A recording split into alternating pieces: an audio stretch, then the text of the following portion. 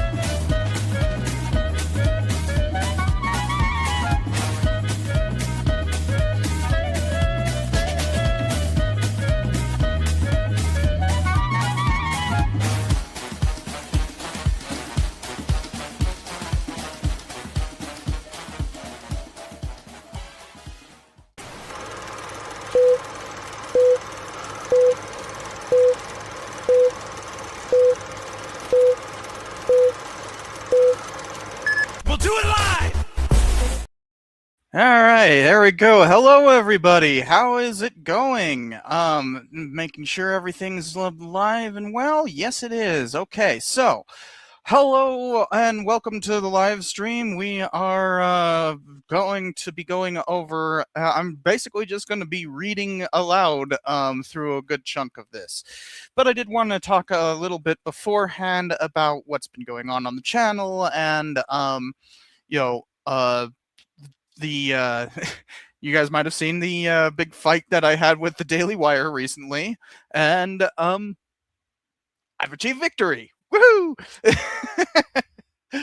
But before we do that, quick announcement.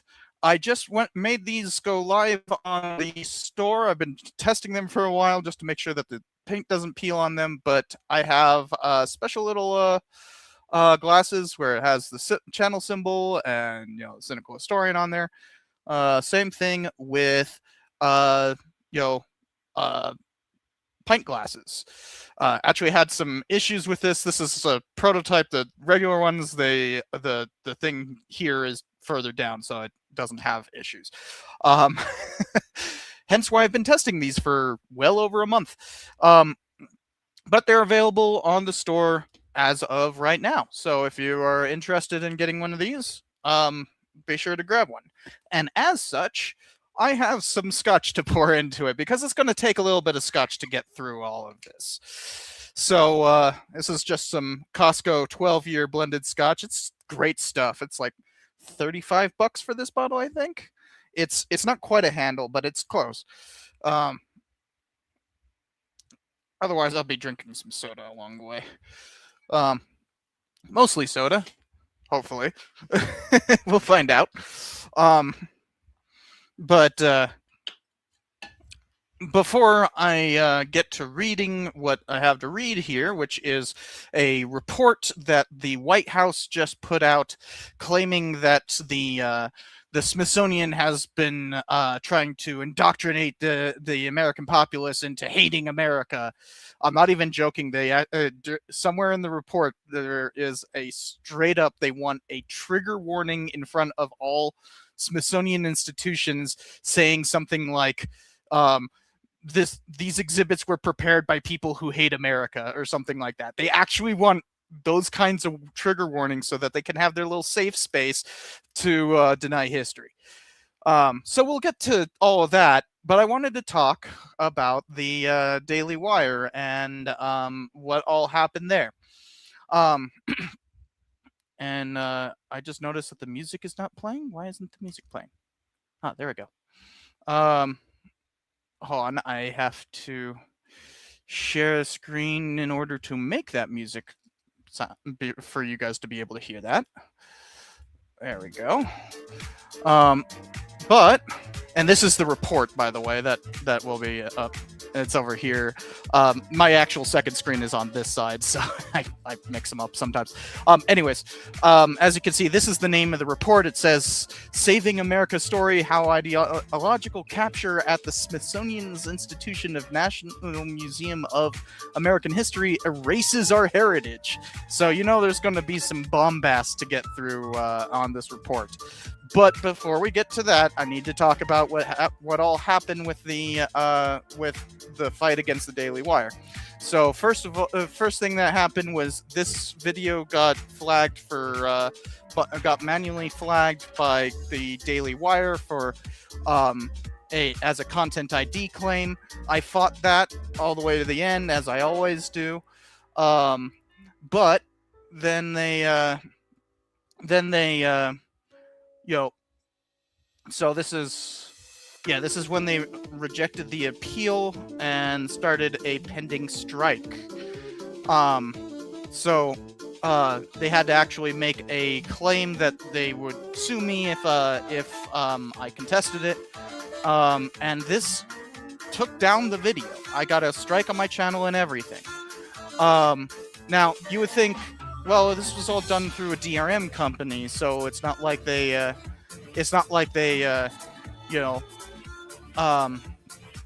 knew, this SVG Sports and Entertainment. It's not like they knew what they were doing or anything. It's not like they were working on the orders of the Daily Wire or something, right? Well, halfway through the dispute on that, I got confirmation.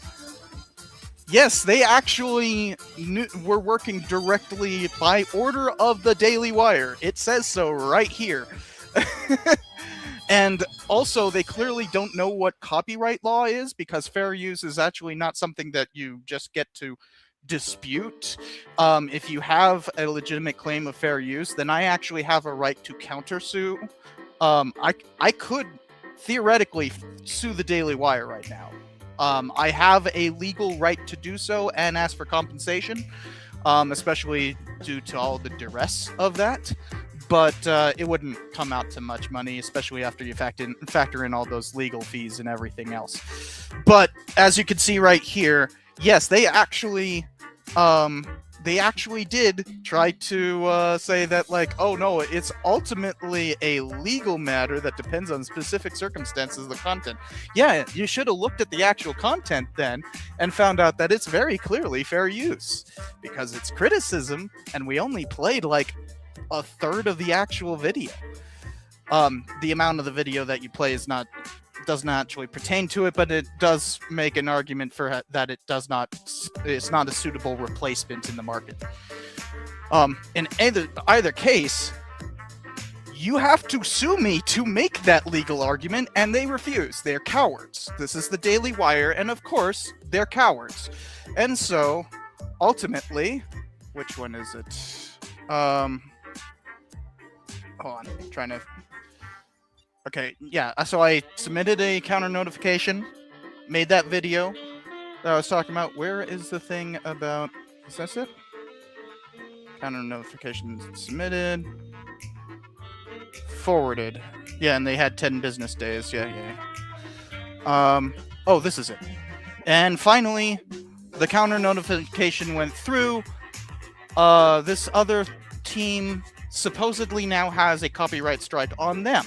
Haha. Now, not only did I win, but the DRM company that they were using now has a strike on their account. So, once again, fuck you, Matt Walsh. Fuck you all the way.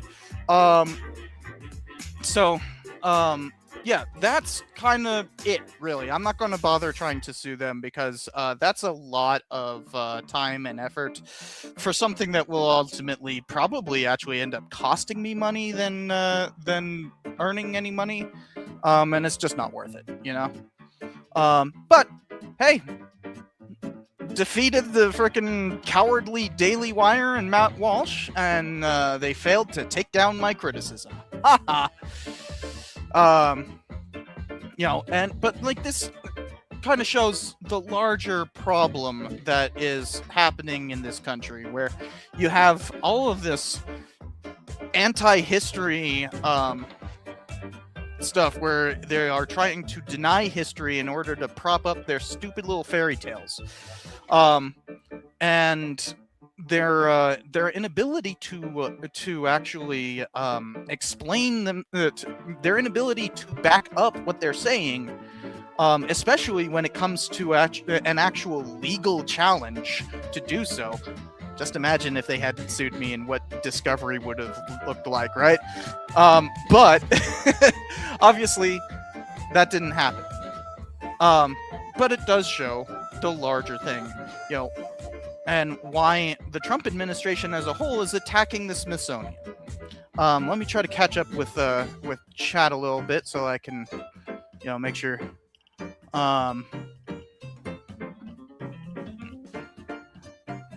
And Old Gus, yes, is this on Twitch? Yes, it is on Twitch.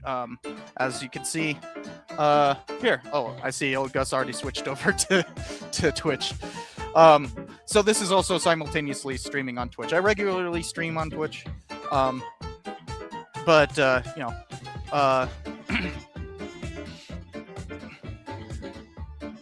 so something that we have to grapple with is that that this current administration represents an attack on history the likes we have never seen. We've even had a couple of historians who were presidents. Teddy Roosevelt and Woodrow Wilson were both historians. To varying degrees of causing problems because of that. I largely think that the reason why Woodrow Wilson was the worst president up until the current one was because of him being a historian. I get too many people saying like, "Hey, why don't you go and be run for office or anything?" And my primary example is, did you see what Woodrow Wilson did? Historians make terrible politicians. The most recent one I can think of is Newt Gingrich, and he's a terrible politician as well. So historians make terrible politicians.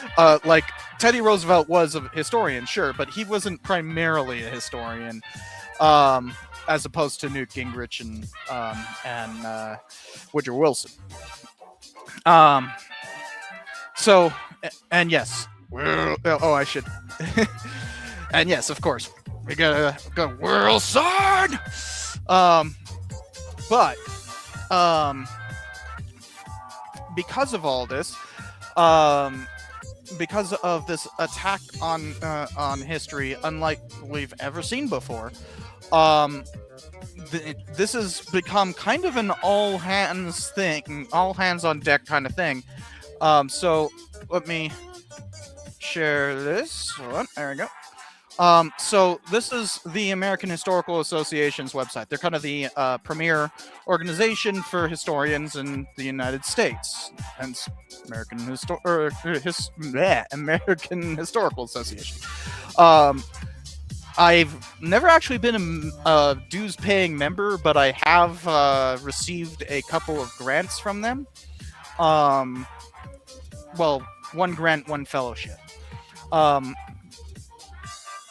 So I received the Mellon Fellowship, the Mellon Grant, for doing YouTube stuff, actually,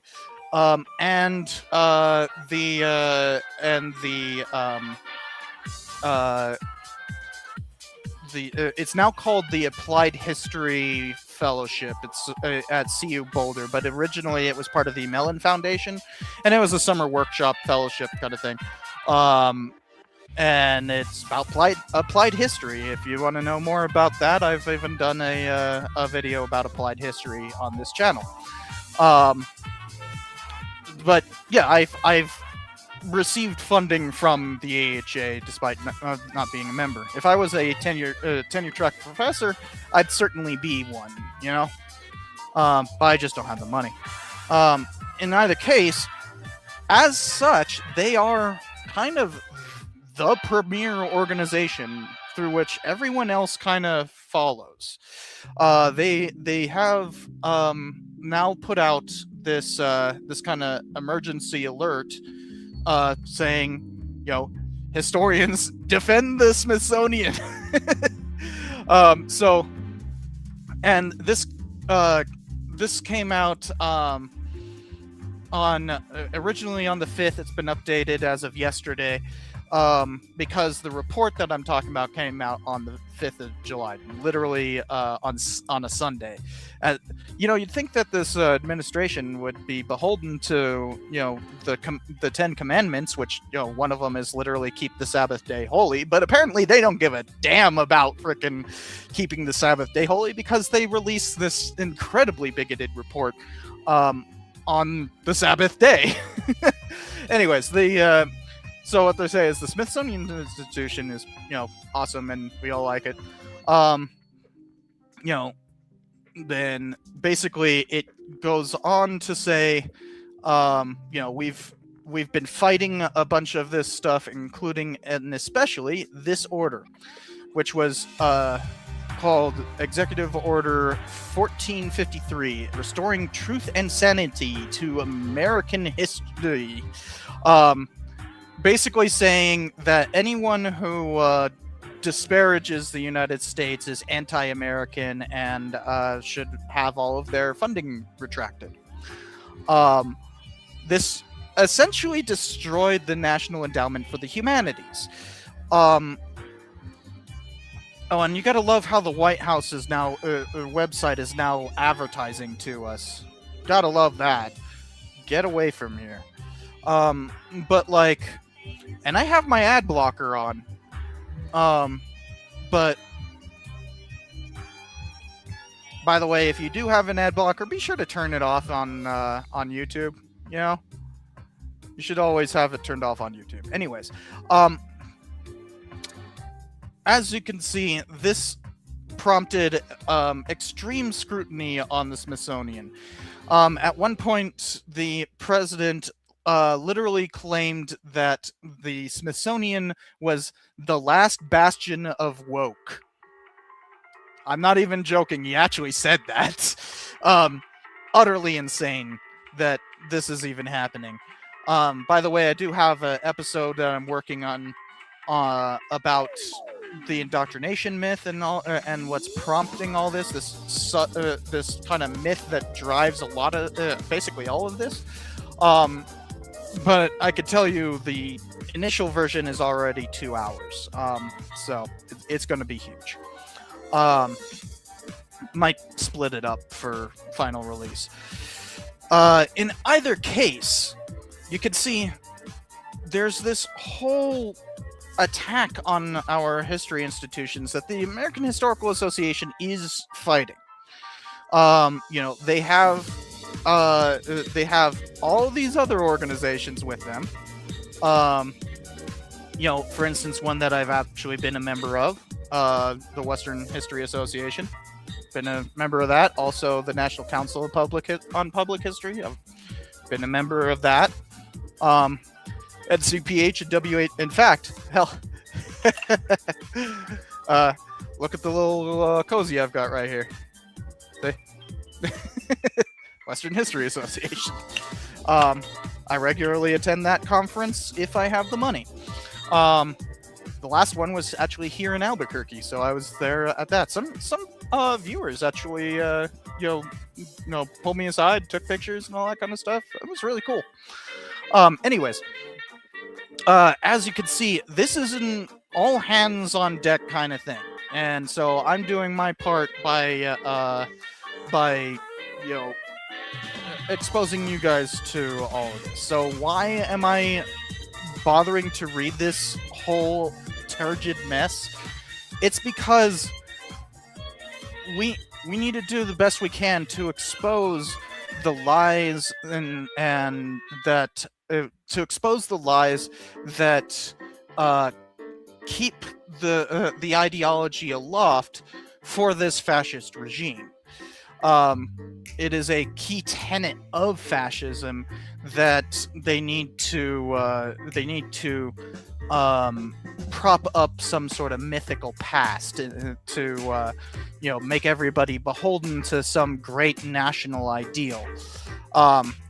that ultra nationalism part of the definition. So this is a way of fighting against that, and hopefully making this country, live up to its ideals. We're not doing so great at that, especially since we elected this warmonger. But this is where we are. So before I go to actually reading this document, also I do have to point out, like, there's going to be a lot of people being like, why are you throwing around words like fascism and bigot? Like, historians shouldn't be name calling. It's like, I'm gonna call it as it is. If you are denying history in order to spread a hateful message, that is very much bigotry. So guess what? If you do so, you are a bigot, and on this channel, bigots get banned. I'd hold up King, but he is sleeping in his cat tree right there. It's just that little lump over there. But at some point he'll probably come and sit right here. And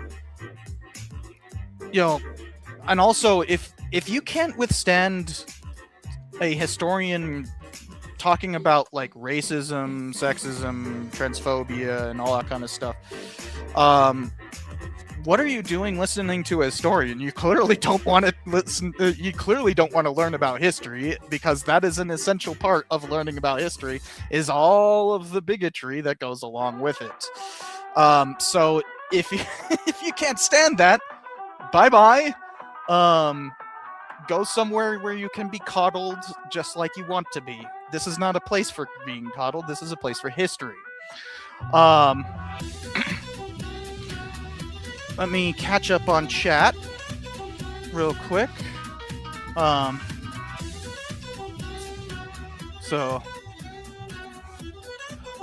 that human being asks, how's the AHA lawsuit to restore the National Endowment for the Humanities? So it's just kind of working through the courts. There hasn't really been a big announcement for a while. Some of you might recall that the lawsuit entailed getting a bunch of Doge Bros to come under oath and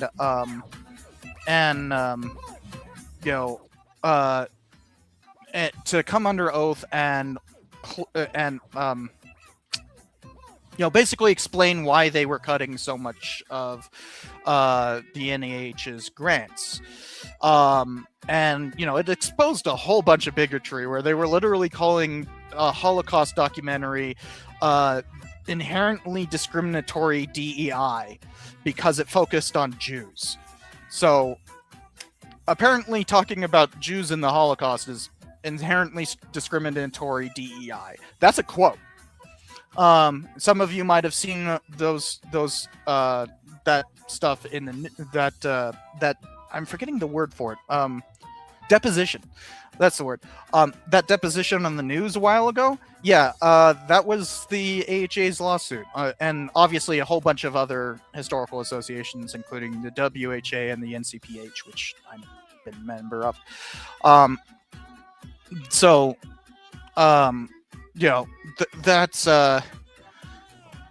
That's kind of the biggest news that's come out, but actually, because it was so newsworthy, a judge tried to order it taken off the internet. Literally, a judge tried to order that all copies of 2 of those depositions be removed because they were so bad for 2 of the Doge Bros' careers. Both of them got fired as a result. And it's like, no, they're under oath, and they know that it's going to be public. And also, good luck removing it from the internet, especially after it's been, so public. So essentially, that judge just ordered the Streisand effect to take place. But as far as I know, that's as far as it's gotten. Is just those depositions, and they're waiting for more hearings and depositions and all that kind of stuff. Though, if you want to know more, you can always go to the AHA's website. They are constantly updating all of this stuff. They even have an entire section for advocacy. So.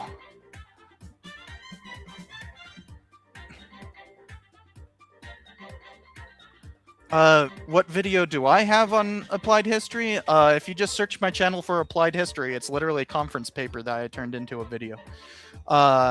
The Hoover Institute is by the way, it's an institute, not institution. The Hoover Institute is a very conservative think tank. It's kind of the first conservative think tank, though it wasn't exactly beginning as a conservative institution, just anti-New Deal. But anyways,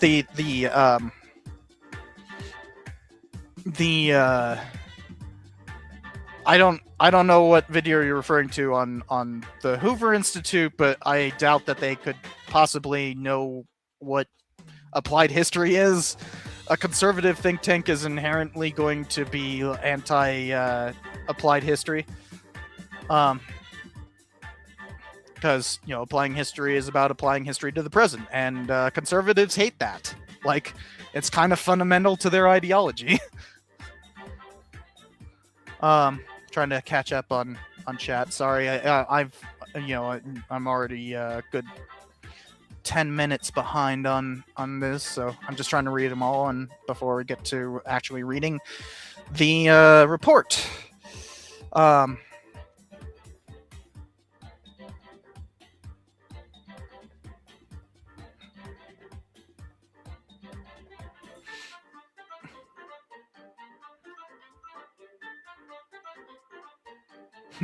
If it looks like a duck, swims like a duck, walks like a duck, and quacks like a duck, it's probably a fascist. That's great. Well, cheers to that.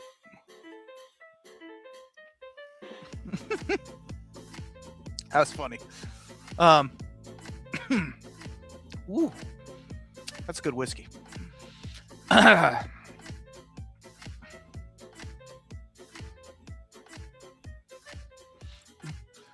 One of the guys, in the deposition, one of the guys literally was like, well, we were trying to save money and trillions of dollars. So it's like, how much did you save? It's like, well, we probably actually cost more money than we saved. And it's just like,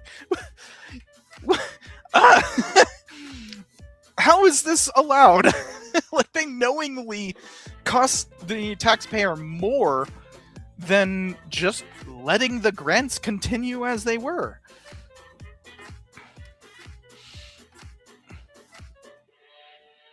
And by the way, the reason why the National Endowment for the Humanities is so ridiculously important to the history profession is it's basically the national organ that funds history. Otherwise, it depends on state and local history organizations and state and local funding sources, which makes up the bulk of history funding for history, way more than like universities, for instance. Universities have been slashing their history departments left and right. In fact, I'm actually kind of an example of that. I was working as an adjunct at the University of New Mexico. Although it wasn't in the history department, I was working in the religious studies department for a year, though I had been in the history department before that. But then Trump announced that he'd be cutting all of the funding to anything labeled Hispanic serving institutions. The University of New Mexico is a Hispanic serving institution, and therefore was losing all of that funding, and so I lost my job. And what I'm guessing, Groovin' Hooves, what am I having? I poured it earlier. It's 12-year blended scotch from Kirtland, which is Costco's brand.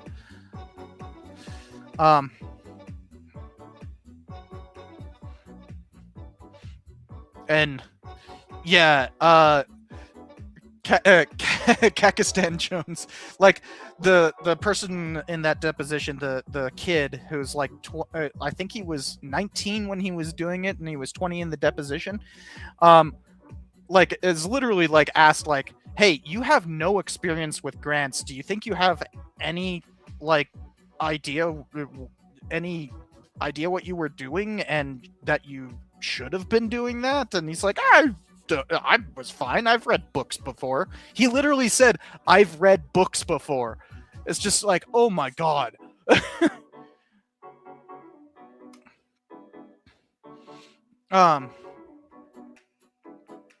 And so that's the kind of attitude we'll be dealing with here. This kind of, I know better because I, believe in America. It's like, no, you don't. No, you fucking don't. All of these people who are attacking the Smithsonian are inherently despise American values. That is on clear display. So let's jump into it, shall we? Now, have I managed to get through all the comments? There we go. All right. So once again, the title is pretty telling. Saving America Story. How ideological capture at the Smithsonian Institution's National Museum of American History erases our history. Oh, we need a safe space for our denialism. So luckily it comes with an executive summary, so we'll be able to skip through to the juicy parts so that we don't have to read all how many pages is it? It's like 162 pages right there.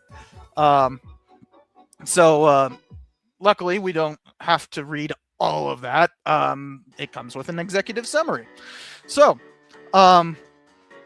this is a report by the Domestic Policy Council, which was created in the White House from Trump's Restoring Truth and Sanity order, the one that I showed earlier, this one, where he claims that that our interrogating racism is inherently anti-American and all that. I did cover this in my woke history versus what is woke history live stream a while ago. So if you want to know more about all that, go over to that one. We don't need to go too much into the executive order. We already know what kind of grandstanding and denialism it is all about, because fascists need to have their little safe spaces in order to keep the fairy tales that drive their movement. Anyways, the Smithsonian Institution is one of the nation's great civic treasures, a place where parents bring their children and tourists from across the country and around the world come to learn about America. Well, that's not the main purpose of the Smithsonian, by the way. That's not the main purpose of any museum.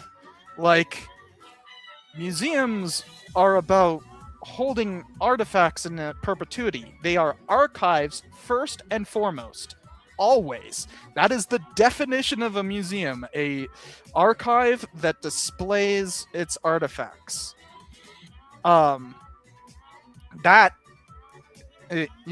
exhibits its artifacts, I should say. There's a kind of a difference between just a display and an exhibit. So right here, right off the bat, it's not letting me click the there we go. Yeah, I need to mark it. It's not letting me hit the button here. Maybe I have to do this. Oh, okay. Sorry, I'm used to using this on my tablet, so the buttons are a bit different. So I'll just put a note here and say, cannot even define a museum correctly in the first line.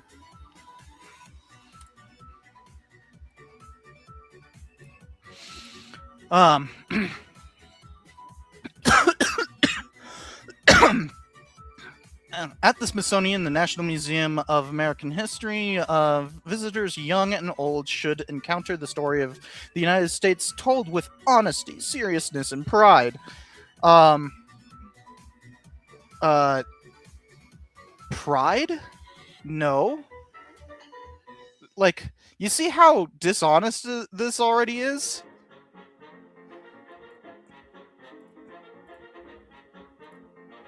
Why can't I put a... There we go.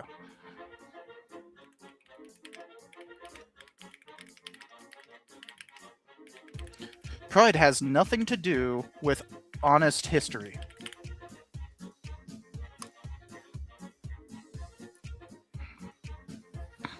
In particular, it should help the American people understand where America came from. Yes. What makes it distinctive? Kind of. And why it is worth preserving.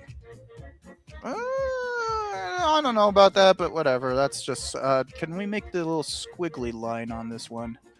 Hold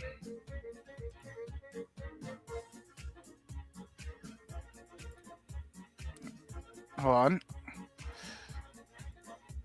Comment. Squiggly line. Yay! So squiggly line, if you don't know anything about... If you've never seen this kind of notation, it means kind of like... I don't know about that. Or, awkward wording. If you're grading papers and you write the little squiggly line under there, it just means awkward wording.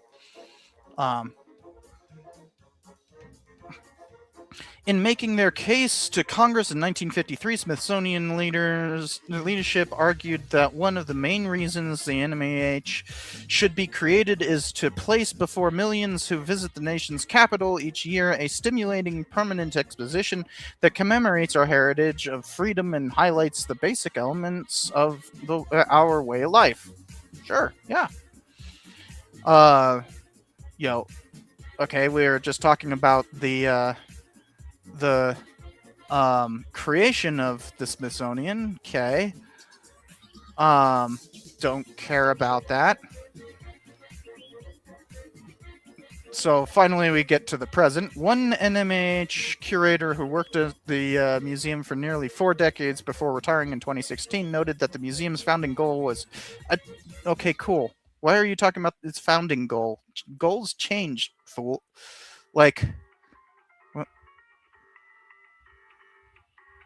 Did it just crash?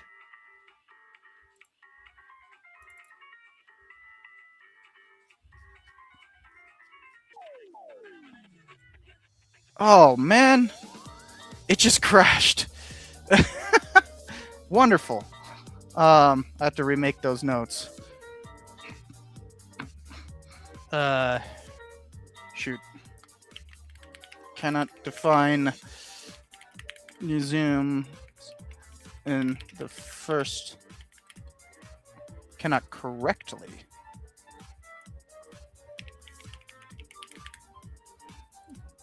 Then we have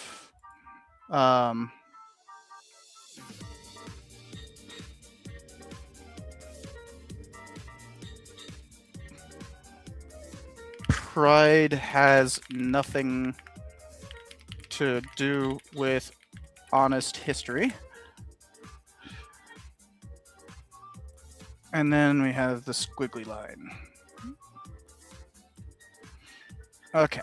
And then down here, just goals change over time, as does everything in the world.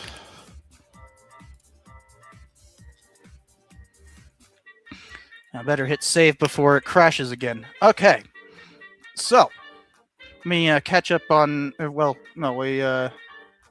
So we're just still talking about like the goals of the museum here. Finally, we get to the actual report. This report by the Domestic Policy Council demonstrates that the NMAH it fails in the basic task of illuminating our heritage. Our central findings is not that the museum has simply added overlooked stories, corrected perceived errors, or broadened its historical scope.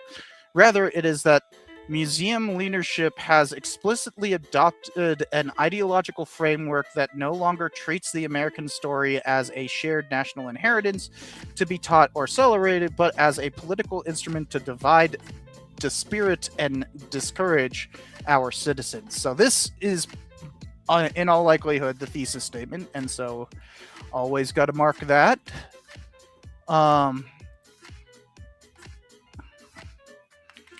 I always highlight the most important stuff with blue.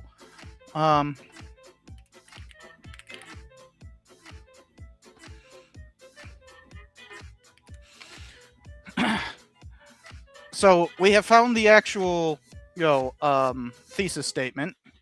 As you can see, hold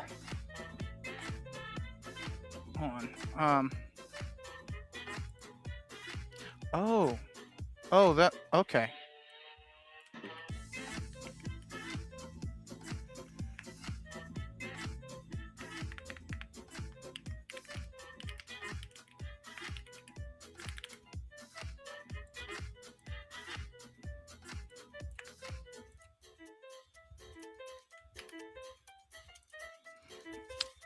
There we go. So the you could see here the kind of like they're not being patriotic enough. They're trying to divide the spirit and discourage us. Oh. So apparently talking about history will divide the spirit and discourage people. That sounds like a personal problem, guys. This is very much telling of the entire intent of this report, that they have taken on a political believe that history is a political instrument to divide the spirit and discourage our citizens. Like, I mean, how much further do you need to go before you just like instantly understand this is a work of bigotry? This entire report is a work of bigotry. That is the thesis, and it is straight up bigotry. So before I move on, I should catch up on chat. Sorry, it's hard to read all of this and stay abreast of chat.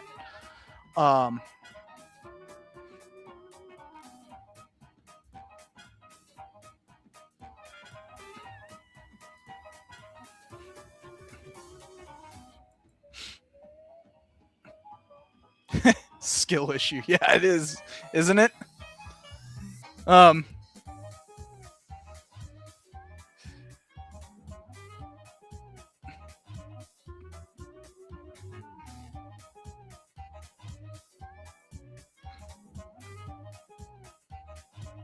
Okay.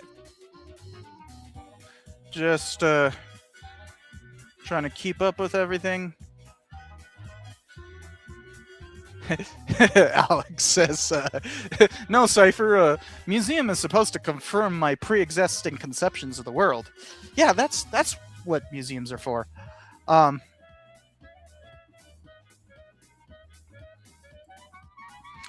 So, let's continue. Because remember, this is just the executive summary. I'm not going to try to read all 160 pages of this, of course. We're trying to figure out what parts I need to get to get to the juicy bits where they're trying to prove this, As this report shows, confirmed in the words of museum leadership, this this ideological capture has moved the museum's mission away from the straightforward historical education and scholarship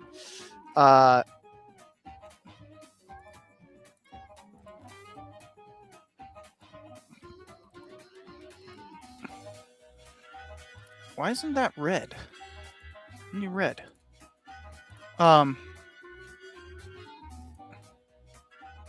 Where's the open pop-up note? Cannot have straightforward historical education and scholarship while demanding a nationalist interpretation.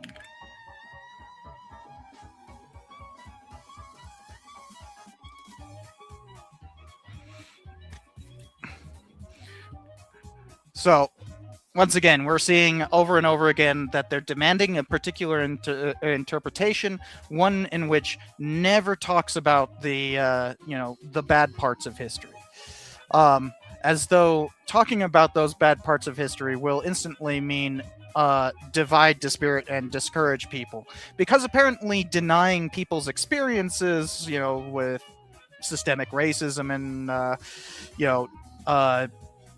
endless foreign wars and incredible corruption, all stuff we are experiencing in the present and can be revealed through freaking past history. Talking about all of that will divide, dispirit, and discourage. I think that denying it divides, dispirits, and discourages. We all can open our eyes. We can all see that, this country does all of those things. We have literally the most corrupt administration we have ever seen, and I do not say that lightly. The most corrupt administration before this, I would have said, would be Ulysses S. Grant, right? Or really just the entire Gilded Age was incredibly corrupt. But this administration's corruption is beyond all of that. But looking back at the Gilded Age, at that corruption, and saying it has meaning for the present, is apparently dividing, dispiriting, and discouraging, despite it just being history. That shift from history to activism. From history to activism.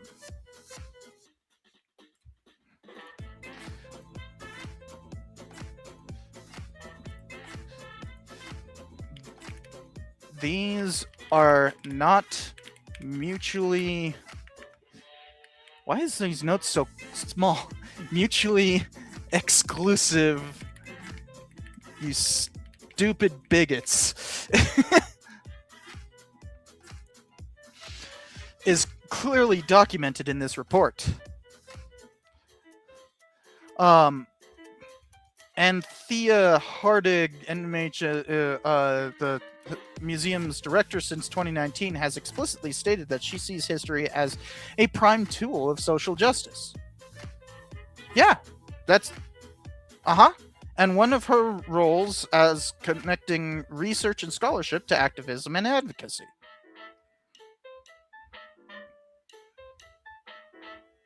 Where'd my comment thing?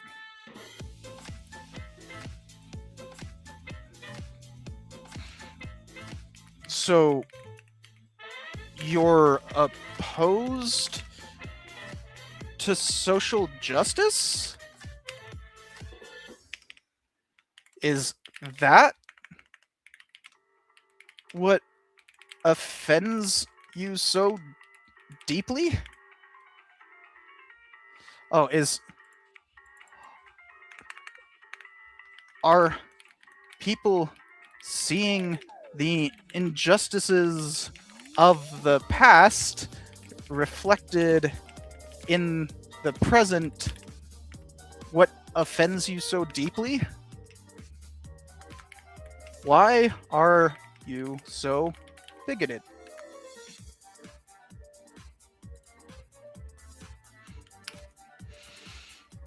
So, literally in their examples right here, is just straight up bigotry. They're like, "Oh, you can't have social justice. Social justice is a bad thing." And people seeing injustices of the past reflected in the present. No. We can't do that. No. So it's denialism. It's just straight up denialism right here on page 2. Page 2.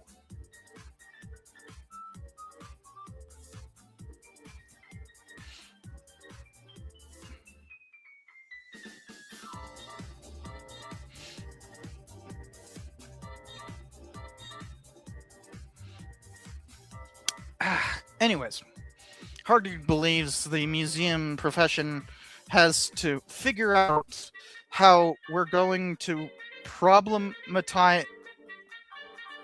This is a terrible freaking. Look at how many, how chopped up this quote is.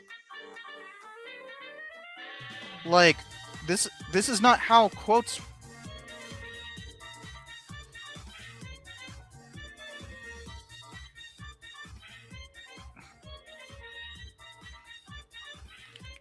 This is a ludicrously chopped quote.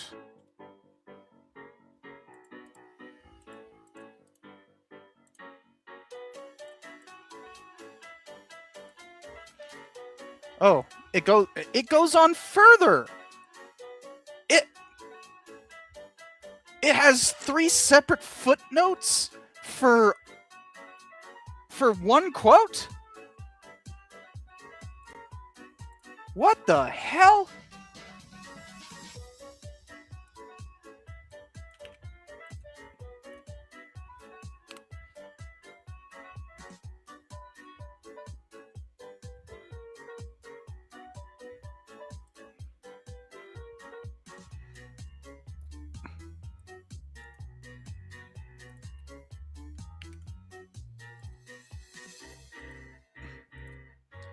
These are not the words of an objective historian.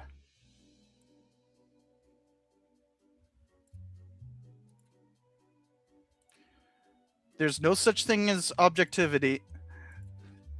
No such thing as objectivity, and any historian worth their salt could tell you how bigoted you are.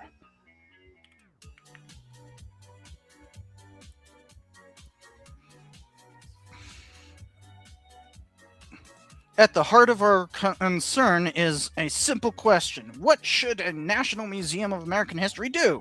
Our conviction, like that of Secretary Carmichael, Director Kellogg, and blah, blah, blah, is that such a museum should tell the American story clearly and fairly.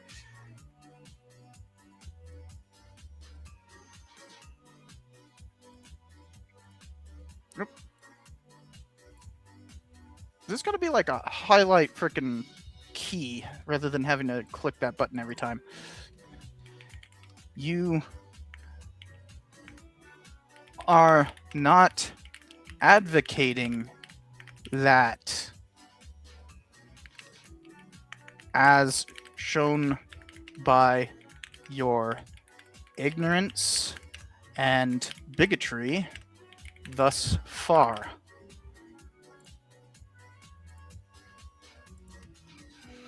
It should explain the rise of the original 13 colonies, the struggle for independence, the principles of the Declaration of Independence, and the role these documents have played in the secure.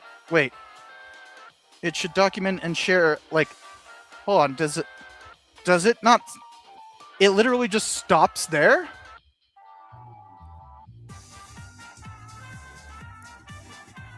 So it should tell the truth, including of the. That's a typo right there. Wow, they have typos in this too. Funny. Including the nation's mistakes and injustices, but it should do so with a coherent account of a people striving, often imperfectly, but more often nobly, to live up to our founding.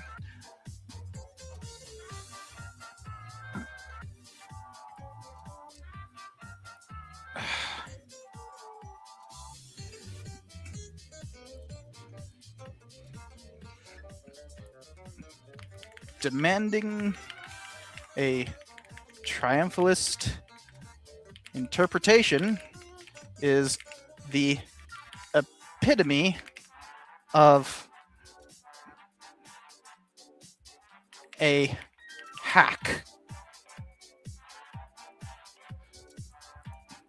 nationalist, not a historian.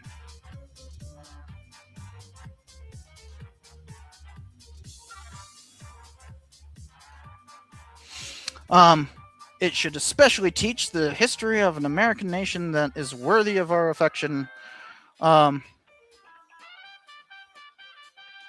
worth passing along to future generations. Shouldn't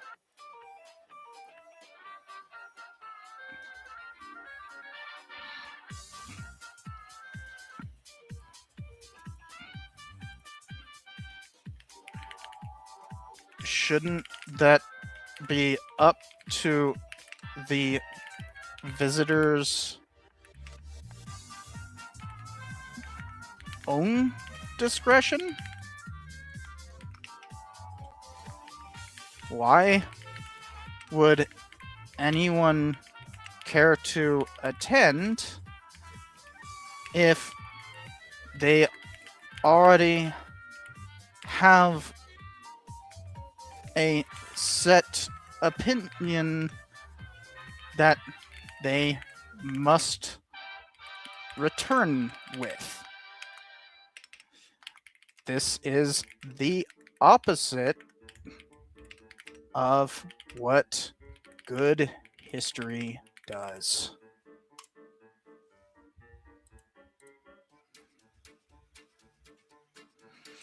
Any proper telling of of American history should, as oh boy, they're breaking out the MLK quotes.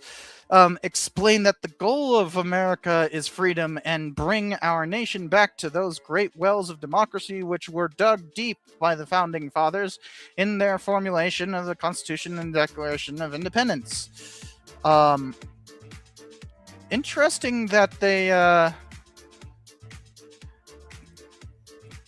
interesting that this cannot get past the founding myth.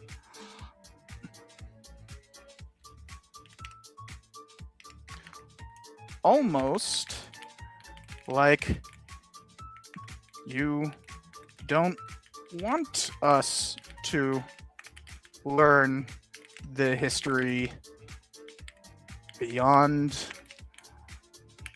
that one moment, that singular moment.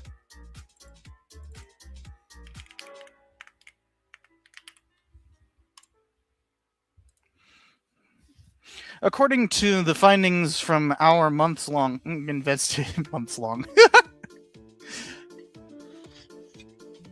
that is no longer what visitors encounter. Instead, the museum confronts visitors with materials intended to undermine faith in American institutions. Well, there we go. Materials intended to undermine and the long-standing shared ideals. Oh, we got cultural Marxism right there. Look, it's the cultural Marxism freaking hypothesis. Oh boy.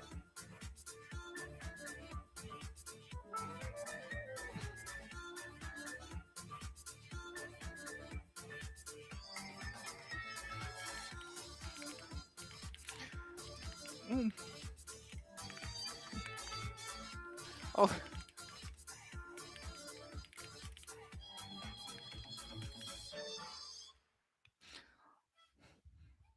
I shouldn't put. I wrote down it's the cultural Bolshevism libel. I put hypothesis. It should be libel.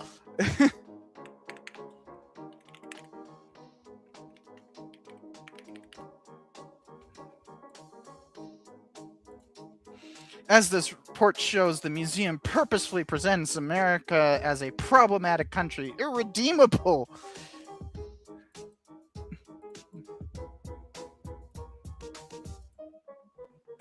Oops. irredeemably conceived.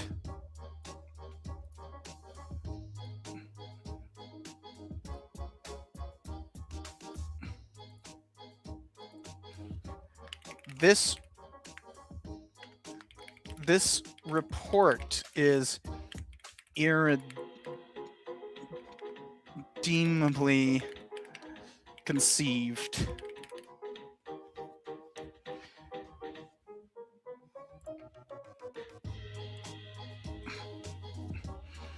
In the museum's current telling, the country is above all defined by white supremacy, slavery, conquest, exclusion, hierarchy, racism, xenophobia, misogyny, and systemic injustice. If you can't get past that they talk about those things, then yeah, it sounds like that's your definition, buddy. If you hate that people are talking about those things, and you think that that means that that defines the entire country, guess what? You did that. That's your conception. The report identifies a broad pattern. The founders are minimized, if not entirely excluded. Traditional patriotic narratives are treated with suspicion. Oh no! If not outright contempt, yeah. And the basic symbols and stories that once helped unify Americans are presented not as a reason for gratitude and inspiration, but as an object to be inherently questioned, dismantled, problematized, and reinterpreted to achieve ideological ends.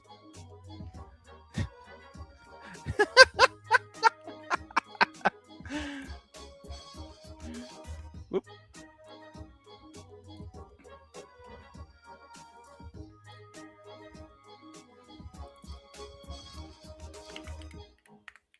Cry more about how you want a safe space for your denialist fairy tale. Why is this so small? It's hard to read.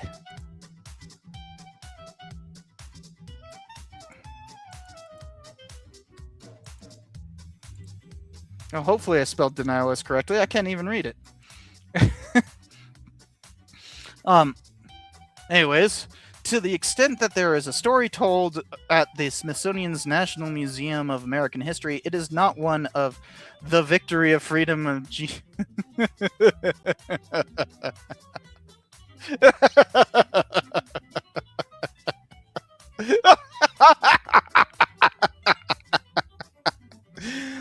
Oh man.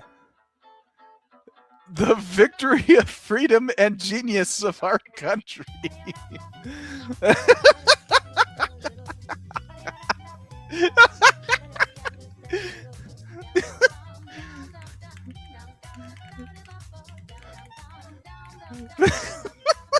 They literally are demanding triumphalism.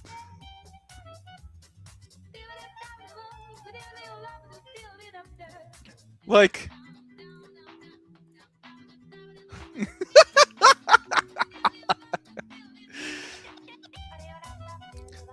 okay, so let's try to find some actual evidence of this. You know, we've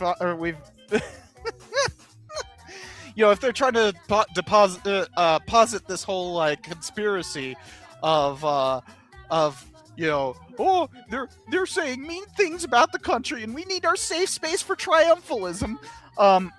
Let's see if there's actually like a coherent you know, conspiracy that they're positing, or are they literally just saying that talking about these things, you know, talking about what was the list? Hold on. That talking about white supremacy, slavery, conquest, exclusion, hierarchy, racism, xenophobia, misogyny, and systemic racism. Let's see if they say that. Oh, no, come on.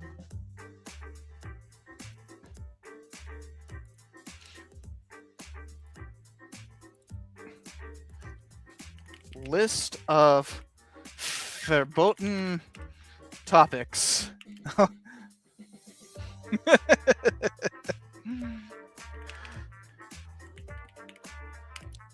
Kulturkampf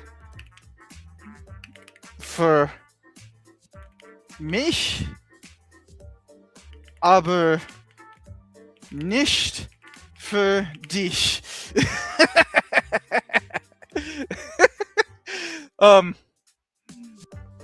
So what I wrote there is, list of verboten means forbidden, and I wrote culture war for me, but not for thee.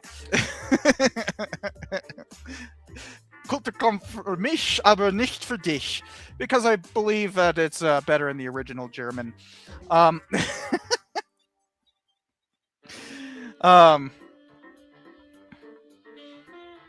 Like that's that Sally. Shoot, I'm forgetting her name. Sally something or another. The Texan writer. Oh, dang it. Molly Iving. Thank you. Ivans. Molly Ivans. We need a Molly Ivans emote. Yeah. That'd be great. But that Molly Ivans quote of like, I preferred it in the original German.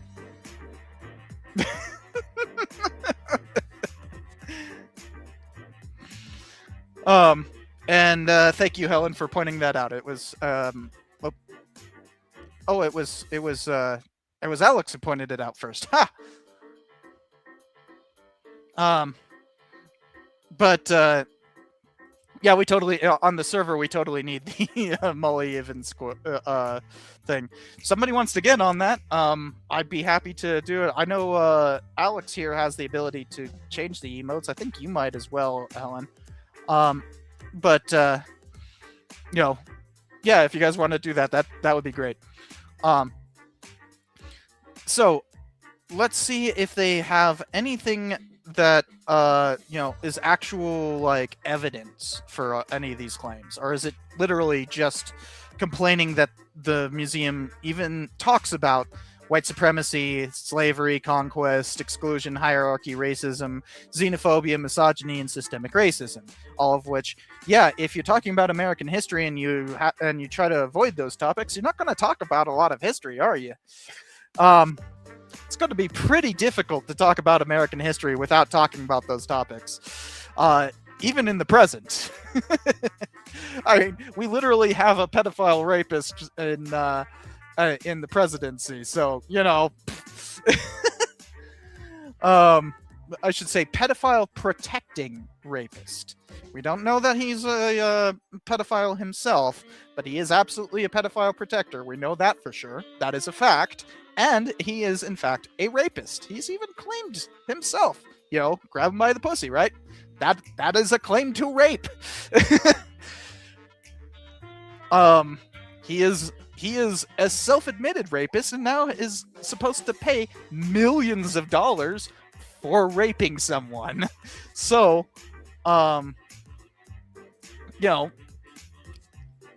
not talking about misogyny when the highest office in the land is literally occupied by a rapist and a pedophile protector.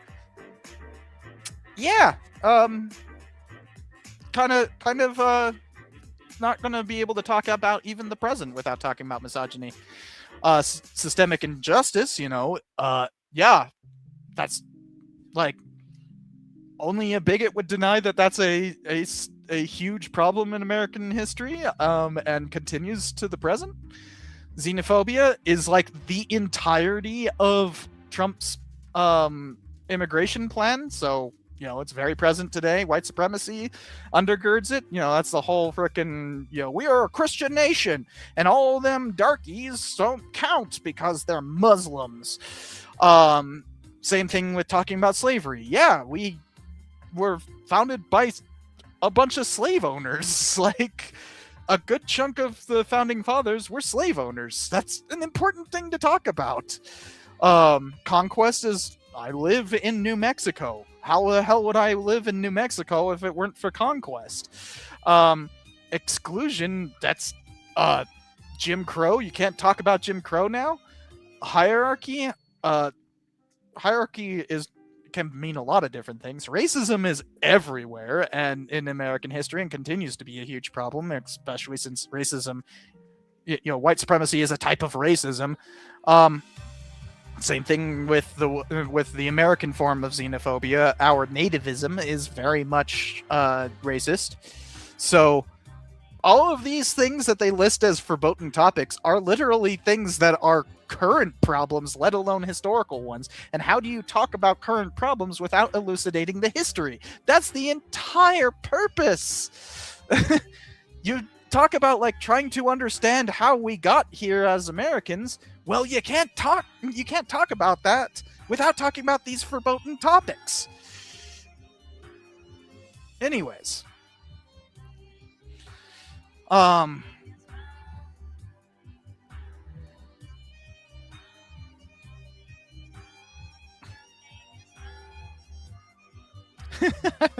Gus. No hierarchy. I guess we can't talk. I guess we can't teach about presidents or generals. I mean, according to these guys, yeah, we can't. Like that is a verboten topic. No more talking about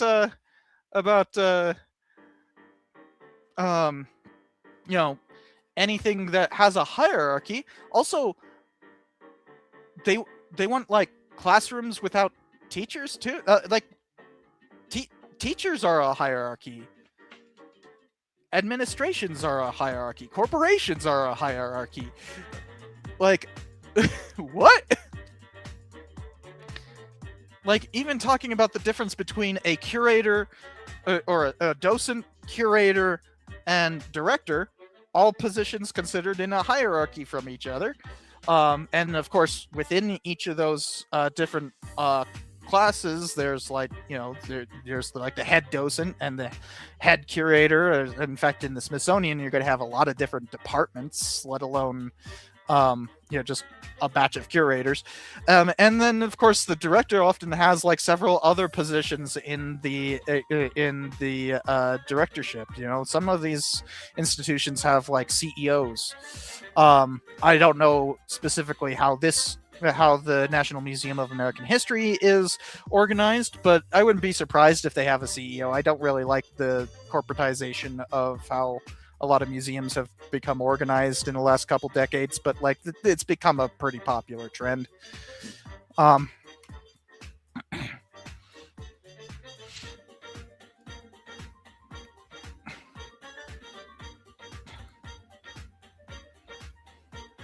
So anyways, let's continue. One of the most significant findings in this report concerns what is missing. It notes that a visitor to the museum today will find no major exhibit dedicated to American founding era, George Washington, or the major events of the American Revolution. Last time I went to the museum, they literally had one of the early copies of the Declaration of Independence on display right at the beginning. Like, it was like the first thing you saw. So I'm pretty sure they're just lying here.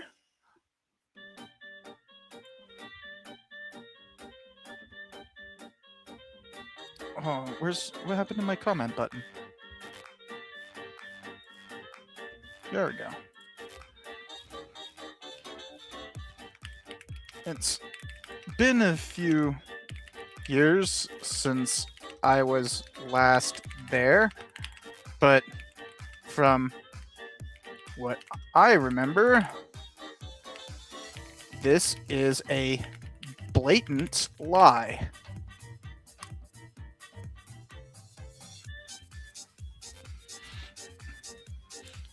And the Declaration of Independence and the U.S. Constitution are quoted in selective ways? Oh no! They didn't just quote the whole thing?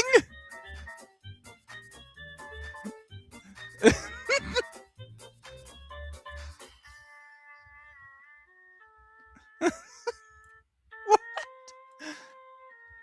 White, male, and Christian Americans are regularly denigrated as alleged embodiment of oppressive structures. Okay.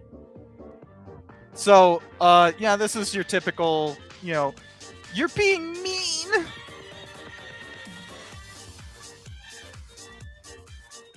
I mean, the the National Museum of American History has problematized the 250th anniversary. What the fuck? What is this?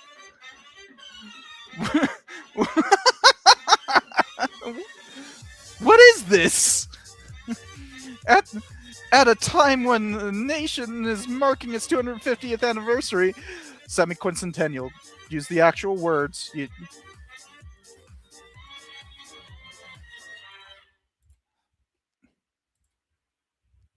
Actually, no. It shouldn't be that. It should be the squiggly line.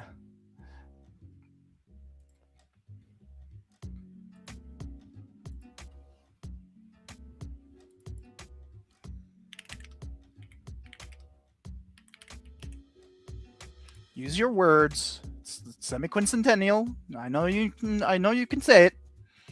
The report shows that these omissions and inversions are not accidental. It documents how museum leadership has openly stated that the 250th anniversary should be problematized. 27. Let's see if we can find that.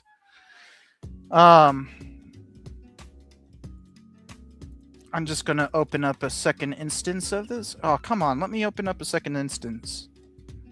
Do I have to open it up here? I have to open it up here. Hold on.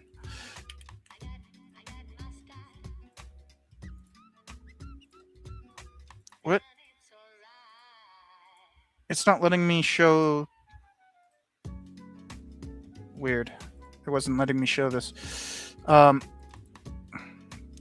not that one. Smithsonian.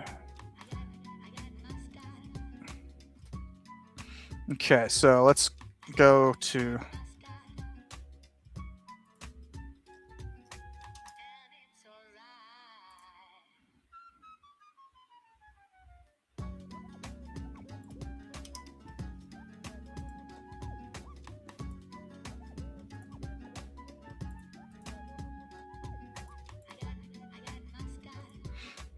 Okay, so 27. University of California. Oh, it even has a YouTube link. Look at that. 1331. Figure out altogether how we're going to commemorate, problematize, remember, or celebrate the 250th anniversary of the signing of the Declaration of Independence. And wait, she said, how am I to commemorate, problematize, memorialize, and celebrate? So, she said the word problematize once, and they're freaking the fuck out about it, even though the other three words were positive. And this is a a lecture. A lecture that they're mad about one word in that they don't even understand. The word problematize just means that you're trying to understand the deeper problems within it. Ah! So they don't want you to be inquisitive. They don't want you to try to research. They don't want you to try to reinterpret. They literally demand absolute triumphalism regardless of fact. Oh my goodness. Wow. Wow.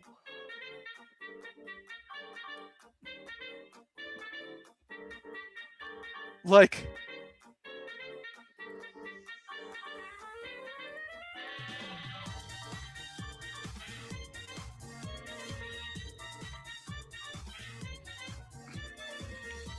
you keep quoting this one word out of a lecture that was surrounded by triumphalist words as though you literally cannot handle any problems with our factual past.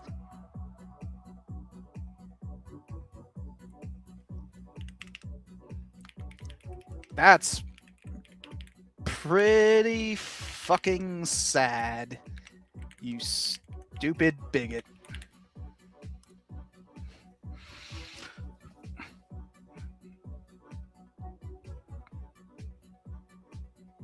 Also, guys, I have to point out that King is currently yelling at me. I don't know if you guys heard that.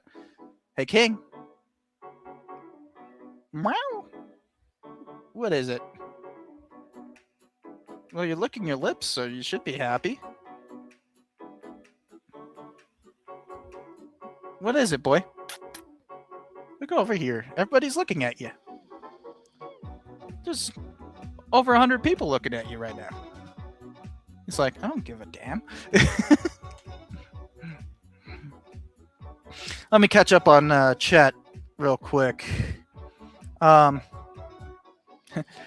dare you say that there could be problems with our nation?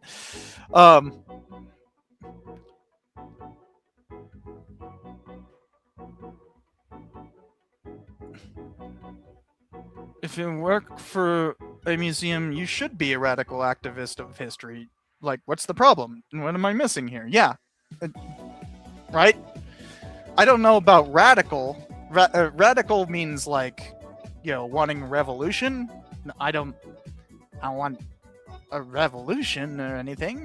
But, like, you know, I absolutely am an activist on behalf of history. In fact, this kind of crap, this report right here and all the denialism that it represents is made me realize that, like, you know, I've long kind of wondered, like, what is kind of the main cause that I'd advocate for, you know? Like, if I were to pin my star to a particular cause, what would it be? And it, you know, it's like, oh, I kind of already have, haven't I?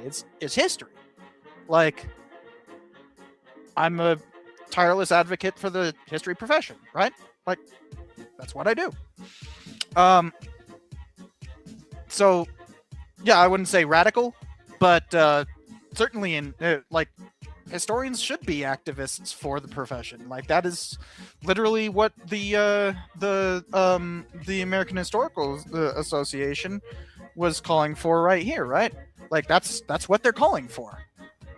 The American Historical Association is literally asking historians to be activists on behalf of defending the Smithsonian from this onslaught of bigotry. So yeah, I think we should be.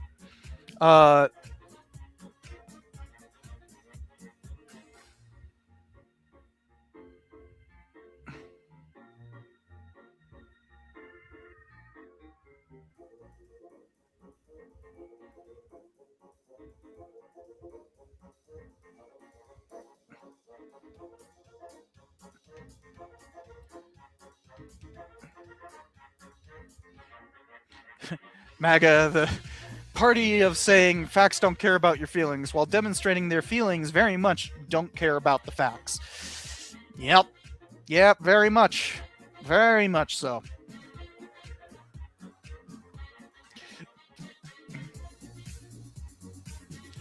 How many bigots have I been today? I don't know. You'll have to ask the mods, because I haven't been moderating the chat. I know one of the mods has been, though. Though I can tell you, when I woke up, I banned 2 people. Actually, no, more than that. 3, I think. And I just realized that I have Discord open and it's making noise. I need to shut that off. um,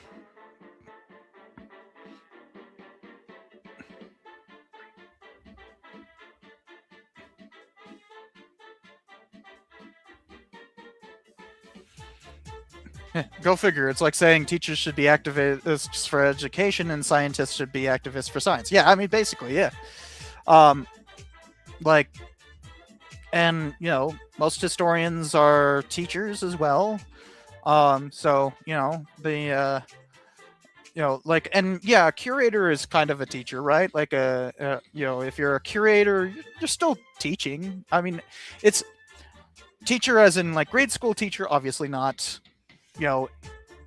Professors are not grade school teachers, but they are teaching. But oftentimes we like to differentiate between teaching and professing or curating. But like, it's all education, like it's all education. So the National Museum of American History is absolutely an educational organ, but remember, it's also a research organ. It is, and that is its primary goal. That's the primary goal of all museums, is to preserve, not to exhibit. That is its secondary goal.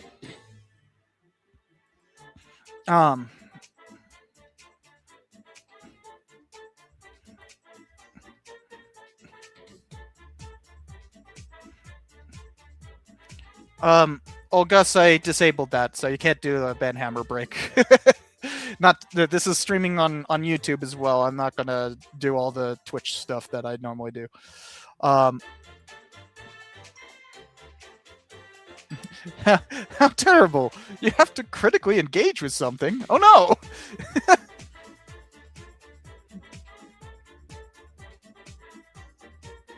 no! Anyways, let's head back to this. By the way, the music isn't too loud or anything, right? Like, I haven't seen anybody commenting about if the music is annoying.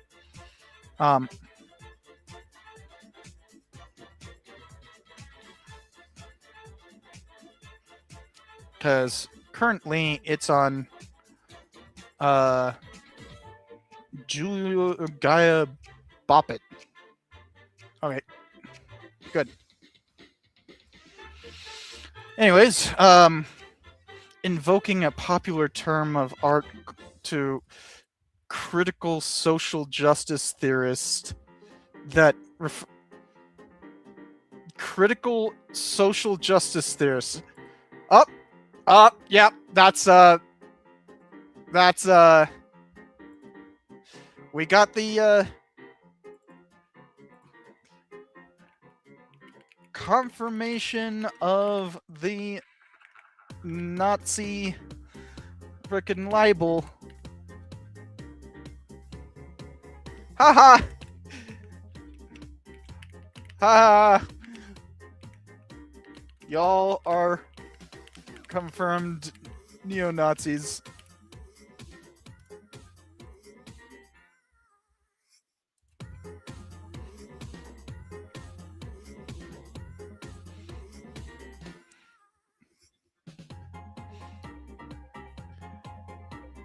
Like,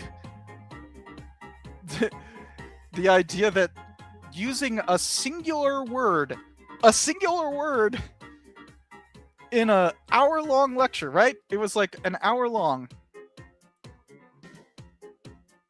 Yeah, an hour-long lecture, hour 12 minutes, but you have to get introductions and all that. A singular word in an hour-long lecture that you clearly do not understand. And then you start invoking Nazi lies.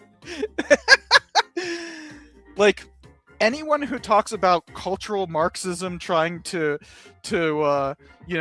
destroy us from within by critiquing our culture is a neo-Nazi. Like, that's just, they're neo-Nazis. I am perfectly happy with labeling you a neo-Nazi now. The whole history of that is Nazism. So, yeah. So it didn't take long. We're on page 5, and on page 5, we found just straight up neo-Nazi talking points. Awesome. Cool. This was published by the fucking White House. The fucking White House is publishing neo-Nazi frickin' reports. What the fuck?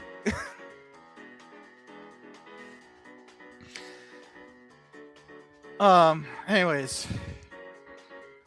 Deconstruct. That's postmodernism! Deconstruction is postmodernism! You fucking idiots! Ah!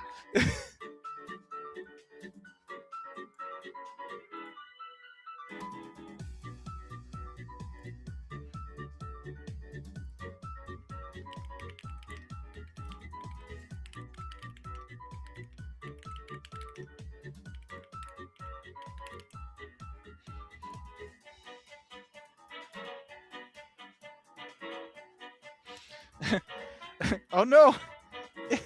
It's Mitchell Foucault!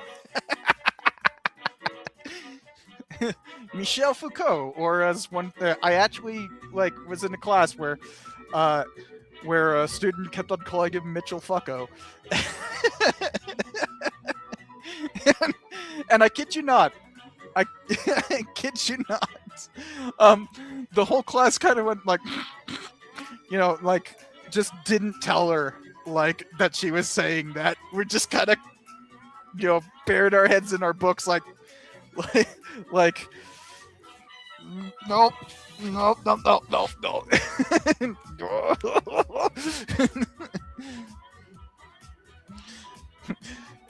It took about 3 times of her saying it before the professor was like, listen, his name is Michel Foucault, not Mitchell Foucault. You might have heard everyone else laughing. That's why. And she just turned just like tomato red. It's so funny. Anyways, the museum's goal of problematizing America's founding explains why museum leadership has also stated that alleged gaps surrounding the Declaration should be emphasized, and that American history... Alleged gaps? Like...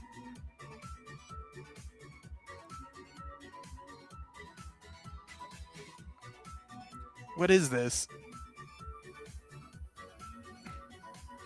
And that American history should be reframed away from an America First mentality, and an Anglo-centric focus on American founding.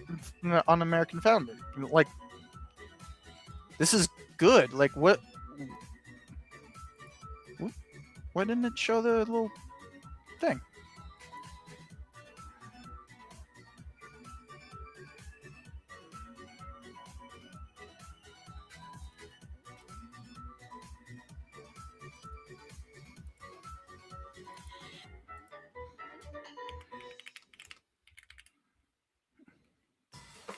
This is good.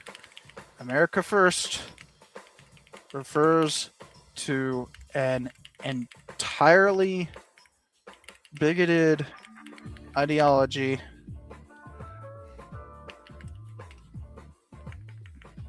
of xenophobia and pro-fascism.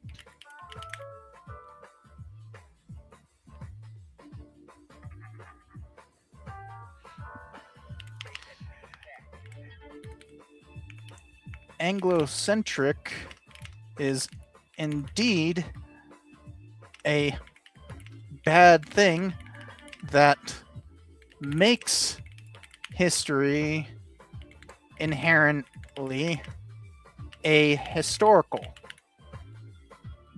I should say, being.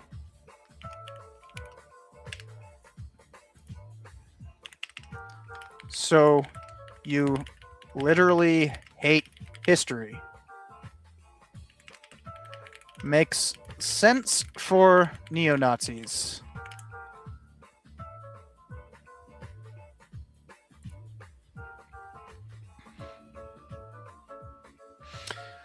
It also explains why the museum's special in pursuit of life, liberty, and happiness programming um, fails to actually celebrate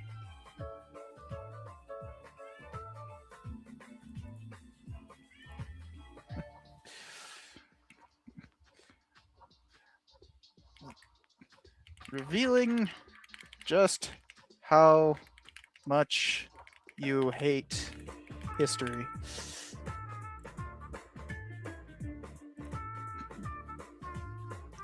All right, so I think we get the idea as to what the findings are.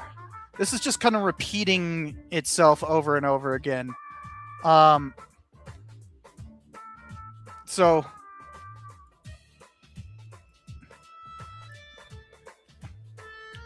this is getting repetitive. Skipping to some of the so-called evidence. Right? You guys ready to skip forward? I don't need to read any more of this.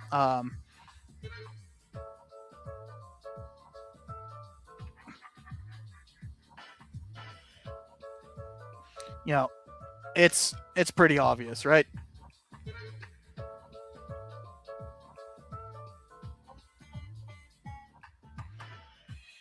Let me catch up on chat.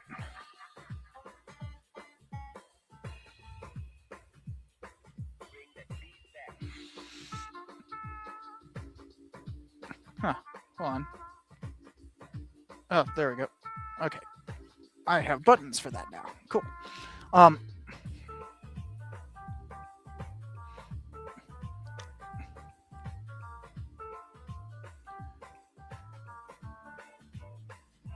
Making sure I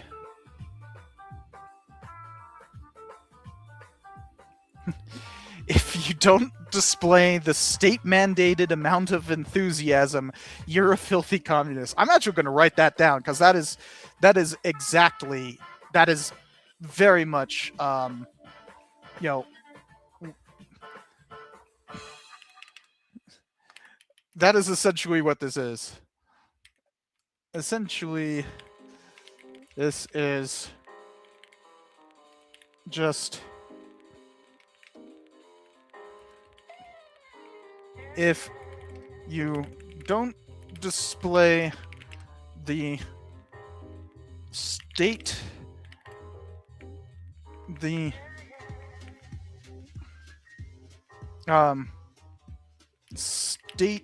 mandated amount of enthusiasm,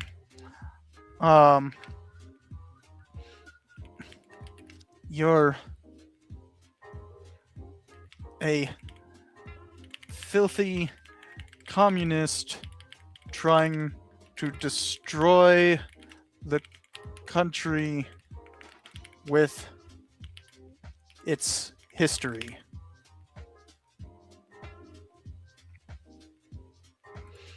Yeah, I think that's a good way of interpreting it.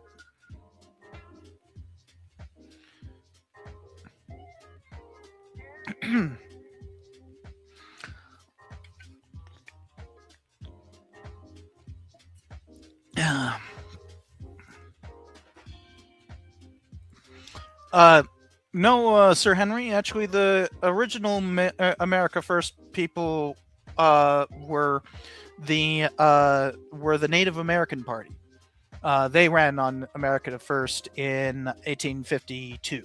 So no, you're almost a century off from the actual first America First group. The first president to get elected on an America First platform also came 2 decades prior to the America First Committee, which was Woodrow Wilson. Woodrow Wilson was America First. That didn't work out too well, did it? And obviously, he was quite the bigot too.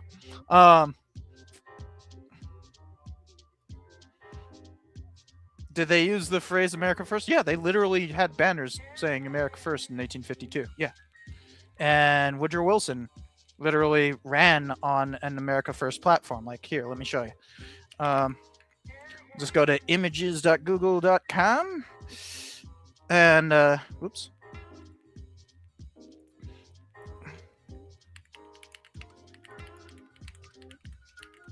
Oh, Wilson. Why did I spell that backward? America First. In fact, I've talked about this on the channel, but you can see right here, boom, America First, Wilson, that's all. Because he constantly was talking about America First in 1916. Like, that's all over the place.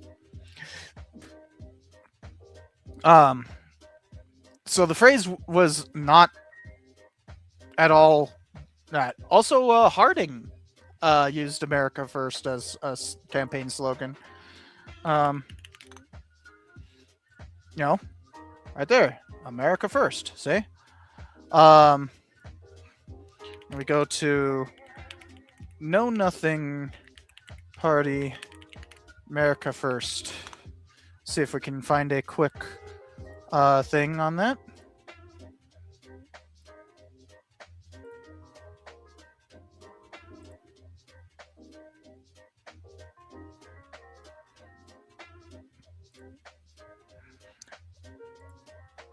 But I'm not finding an image real quickly on it, but here's a quick book that you can see if we go to my Google Play Books. I end up going to this so often that it should... Where is it?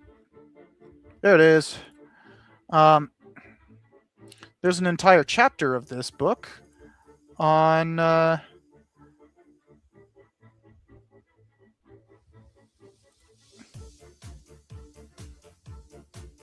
on America First.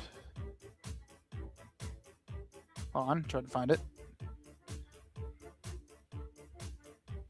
There it is. Ta-da! You want to learn more about that? Go to Myth America. Sarah Churchwell wrote a chapter on America First. So yeah. And she points out that that it goes all the way back to that. So yeah.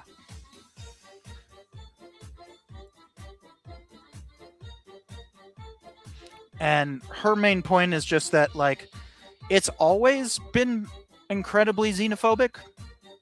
That's always been the purpose of it. Also, got to point out, we have been joined by a kitty. Say hello, King. Hi. Yes. Ooh. Hi there.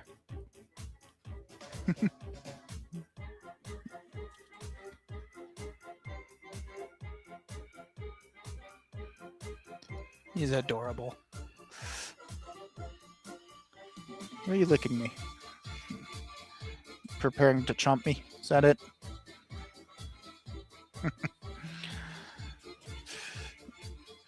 All right, so yeah, let's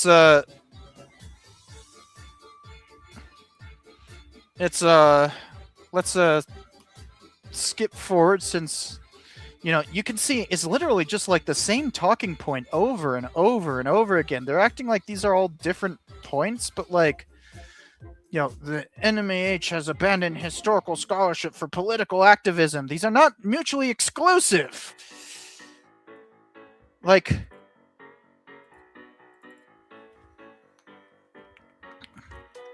these are not mutually exclusive, you stupid denialist. Furthermore,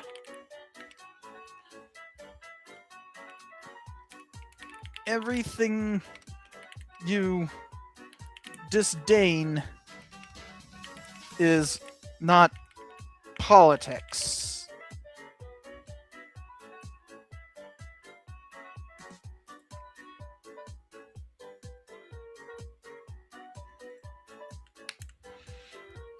Anyways, moving forward. Can we close these? Good.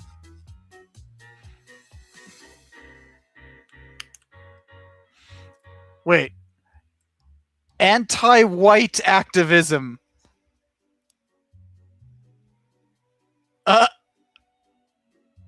Transgender activism. This report also describes a long-standing staff reading group devoted to museums as a site for social action toolkit, a framework that explicitly treats museums as engines for anti-oppression activism, frames objectivity, individualism as a sense of urgency, and worship of the written word as oppressive. What? 45. Let's see what they're talking about.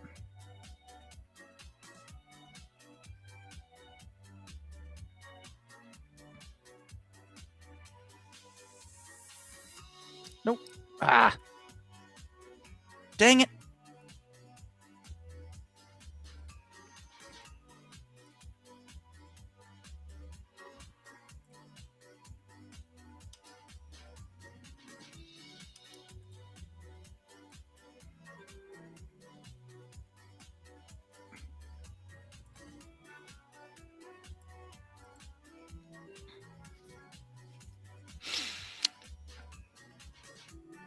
Uh-oh. It's DEI. They had a program to, have to push diversity. Oh no. Can't have that. And where's the 45?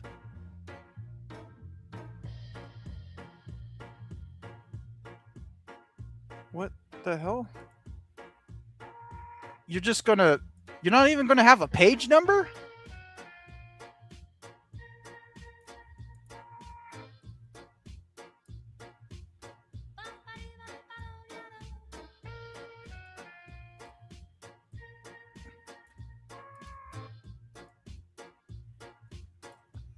Cites 300 pages of documents and no page number.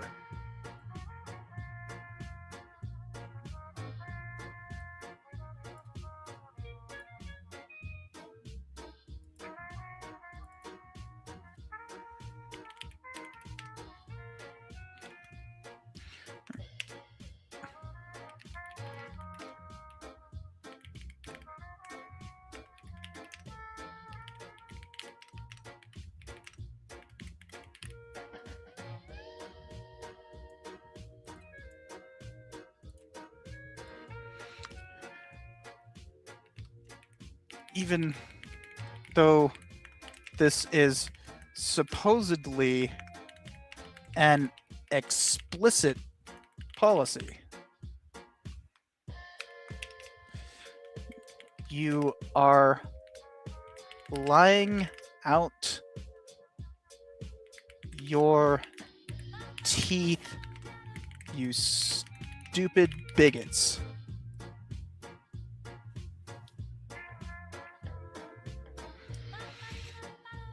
All right, let's see what illegal alien activism is. The report reveals how the Museum for Restorative History casts illegal alien political activism in heroic terms.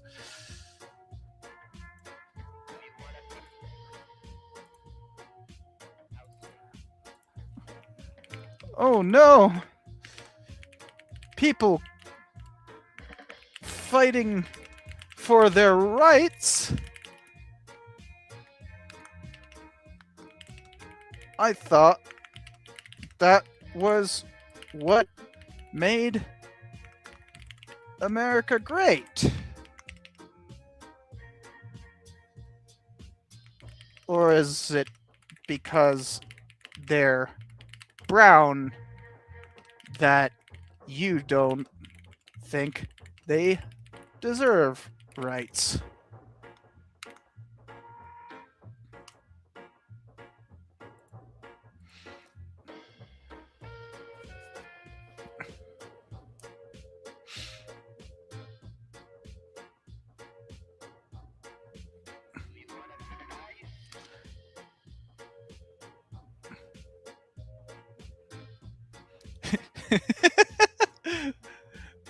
Page numbers are woke.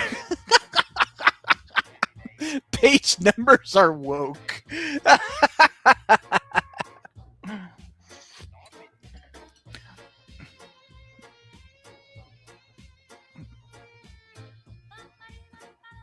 Nope. Let's see here. Let's see what their definition of transgender activism is. I'll bet you it's just acknowledging that transgender people exist. The report also catalogs how moral and biological truths established in reason faith. Faith? Okay, they are literally...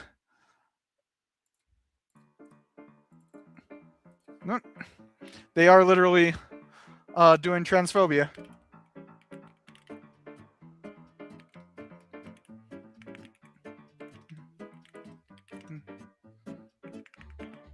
You denying people's existence and the fluidity, the well-established scientific distinction between sex, gender, and orientation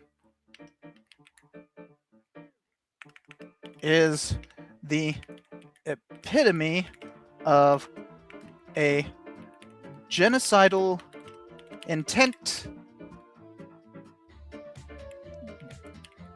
thereby proving this is exactly the same kind of report that triggered the crud. I'm forgetting the name the name of it. The like forbidden art thing from the Nazis. What's that called? Oh, the repression of Hirschfeld. Yeah, that's a good point. Repression of Hirschfeld and the degenerate art. Thank you. Yes, Cantus, degenerate art. I'm forgetting that it's something Kunst. Degenerate art.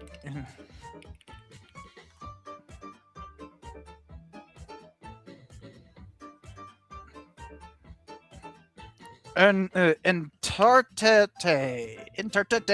Kunst.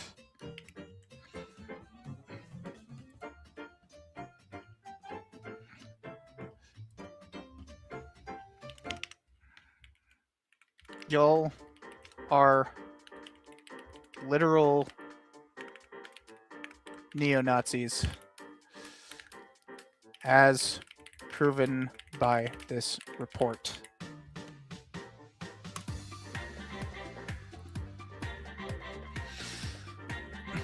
The Smithsonian has not met its obligations to the American people. Sure. Skipping forward. Oh, wait, I saw the word Marxist. Hold on.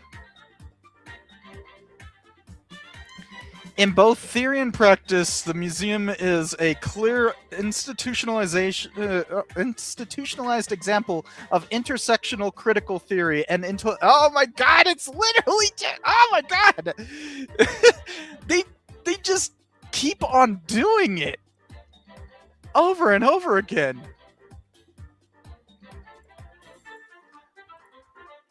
More of the neo-Nazi libel made even more explicit. This... Alright, I gotta find out, like, who is this? Like, who are you? You know?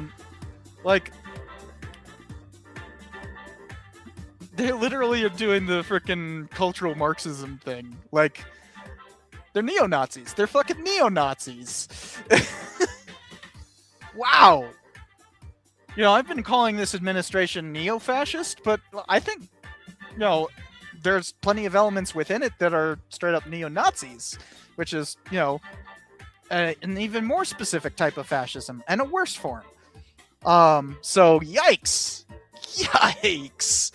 Straight up neo-Nazi talking points here.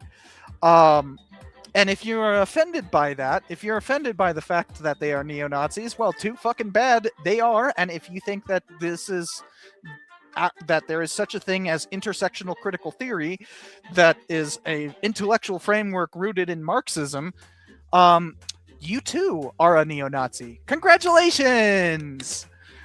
And you will be banned from this comment section because you are incapable of understanding history as proven by this report.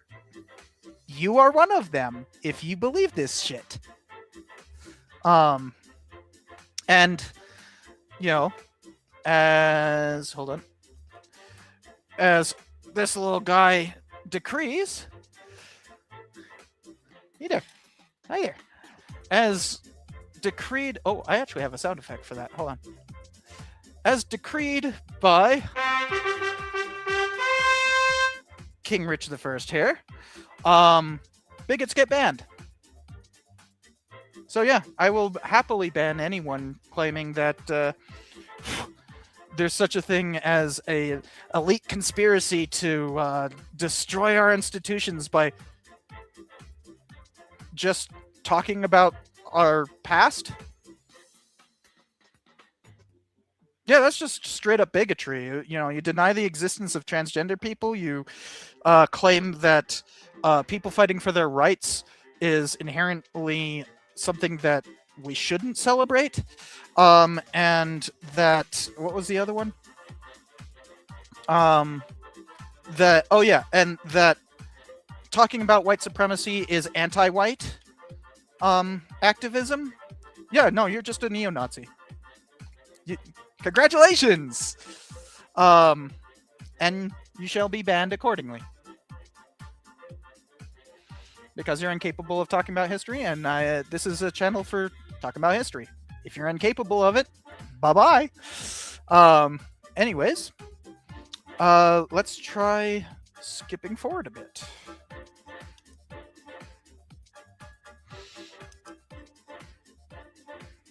Okay, so we finally got to, you know, their fiduciary responsibilities. This is not a corporation.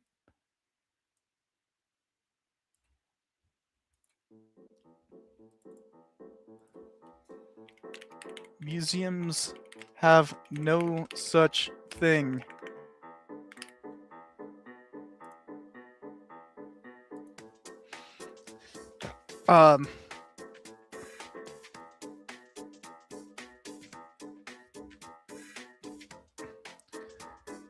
So,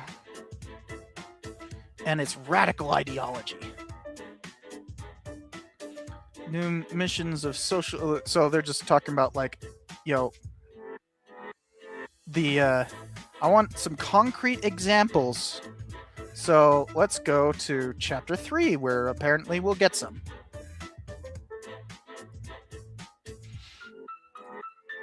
So 29.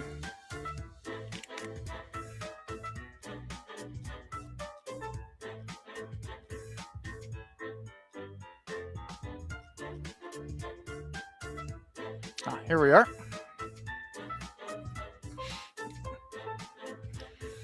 So,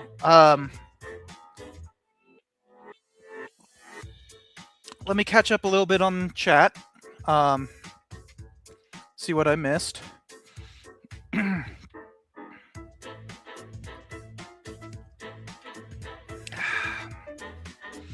By the way, what is in this is just Dr. Pepper Zero. Cherry Dr. Pepper Zero.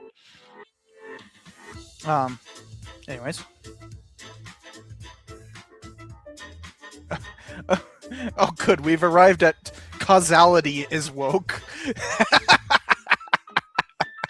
Right?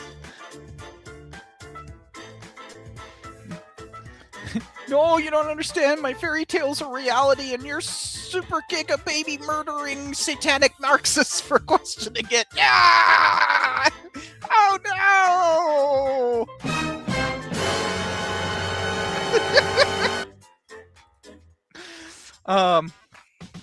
I love having some. You guys can hear those sound effects, though, right? Real quick in chat, you guys can actually hear that, right? Like, yeah, okay, good. Because sometimes in this interface, it like chooses that only sounds coming from this screen work and sounds coming from this screen don't. So sometimes it's just persnickety. Anyways. Yeah, the whole thing is just Derp, derp, derp, diddy, derp.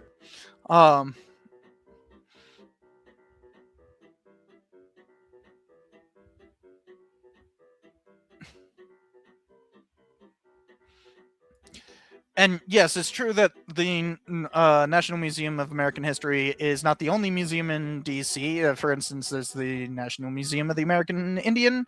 There is the National Museum of African Americans. There's the National Museum of Art. There's the Smithsonian Castle itself. The Smithsonian Castle is actually the only building on the National Mall that is not a memorial or monument, I should say, not a memorial or monument, or at least permanent building. Currently, there's a whole bunch of buildings on the National Mall, and they look terrible because they're calling it a state fair. DC is having a state fair somehow, and it looks terrible, and nobody wants to go. Which is hilarious. Hold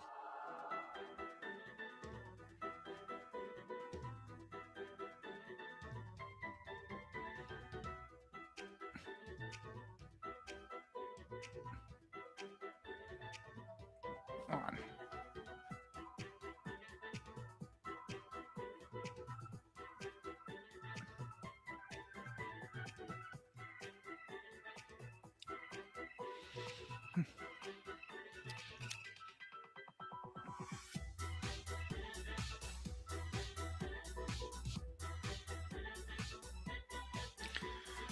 And Thunder the Black Shadow Kitty, seen you in the comments quite a bit of recent, saying that you're genuinely surprised by how reactionary the GOP has become. I'd say they're no longer just reactionary. I'm surprised by how fascist they've become. Because when you radicalize a reactionary, you find a fascist. And yeah, they've become quite radically right-wing, right? And look, politicians are famous liars. That's kind of like part of the entire job, right? But you can actually quite clearly see this trend. Like if you go back to my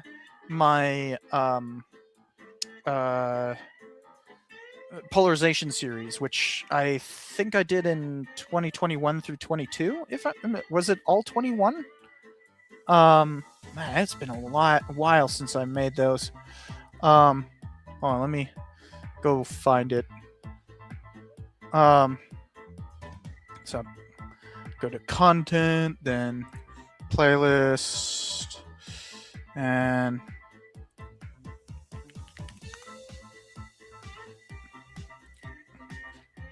I want to see the videos. So you can see here, first of all, that 2 of the videos have been demonetized. No ads, no ads. It's too bad, right? But yeah.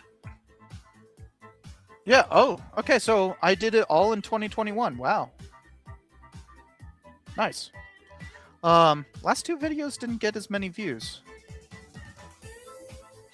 Anyways, the if you go and watch that series, you can actually very clearly see this trend starting, and I end it with this final video right here, that talks a lot about like where we can go. I'm sorry, boy.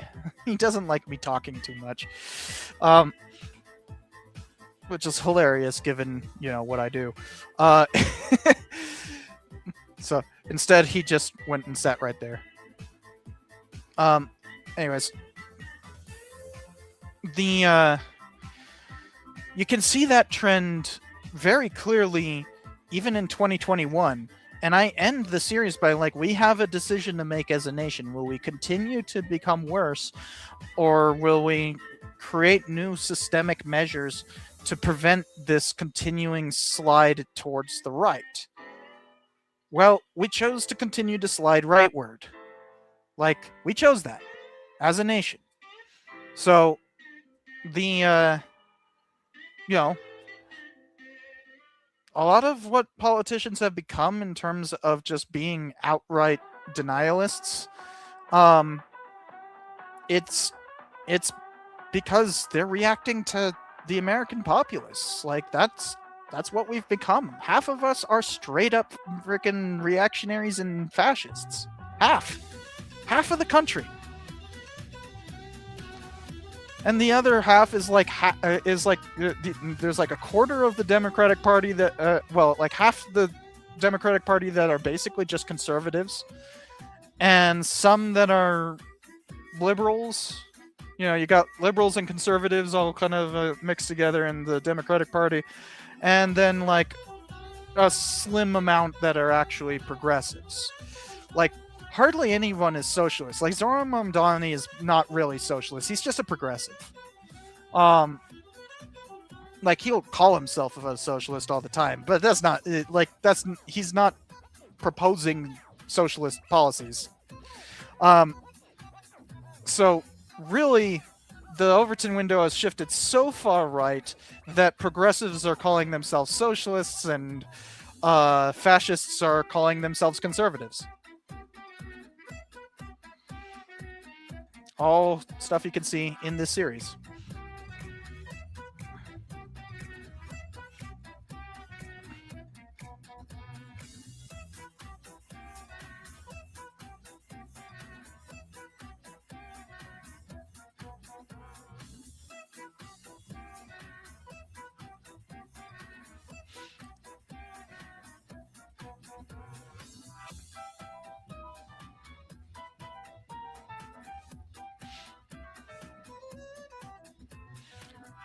And as Sir Henry Morgan says, that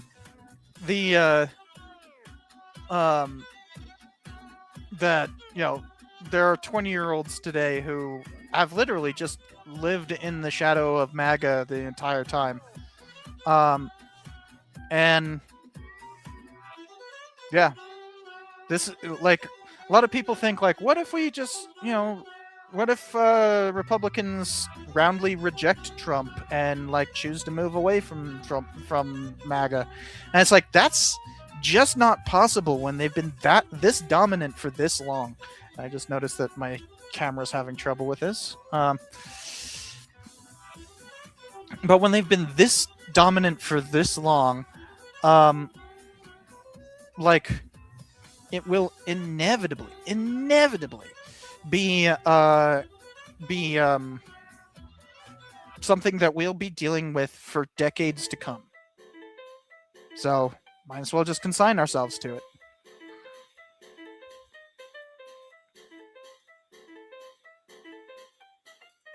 Southern Jedi, and so, by the way, those who don't know, Southern Jedi is a historian. So, and the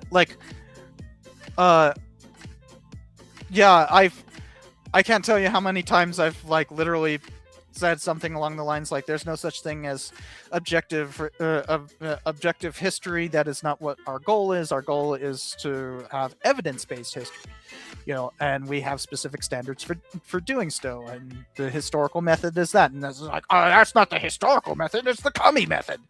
And like, yeah, because that's the level of red baiting we've gotten to, that like literally academic standards, just not even academic, scholarly standards, are communist. That, like, if you do any kind of history, that if you are a historian to these bigots, you're just on the left, no matter what. I mean, for those who don't know, I'm not a leftist. Like, I'm not. So, like, I mean, I'm fine with people calling me that. I don't care, but, like, I'm not. That's not my political ideology. I don't know what my political ideology is, but it's certainly not that. If anything, I'm a progressive. Like, that's probably the best definition. But, like, once again,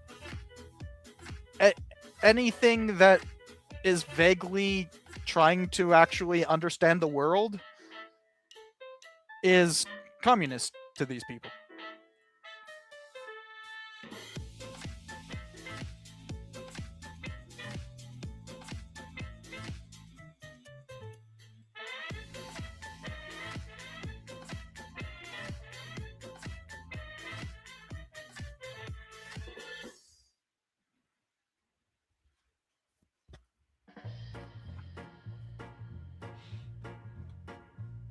And just trying to read through these and catch up, because there's been a lot of chat.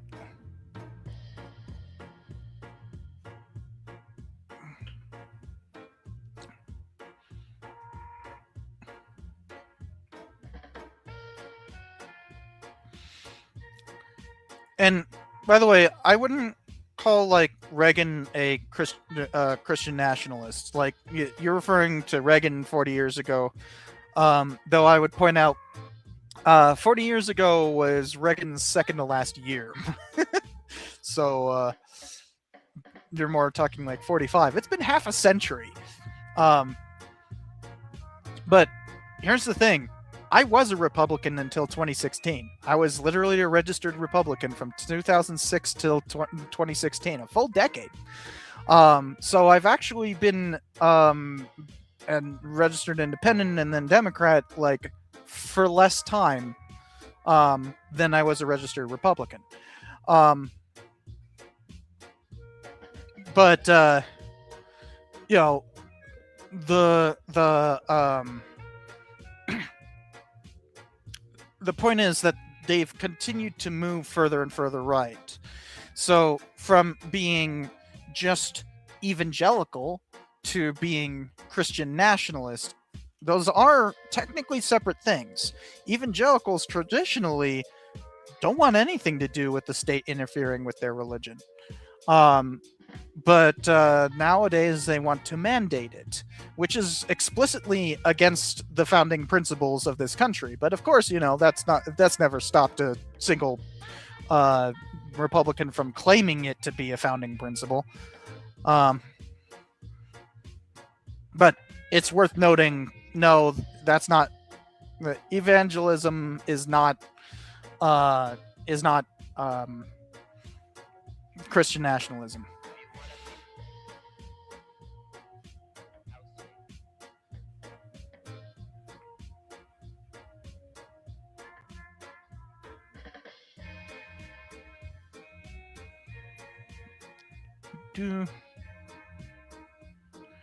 Ooh, lots of talking.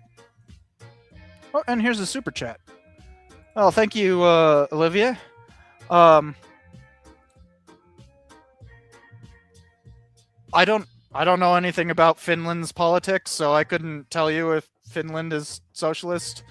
But you know, I've definitely seen people claim that Scandinavian socialism is a very popular thing. So,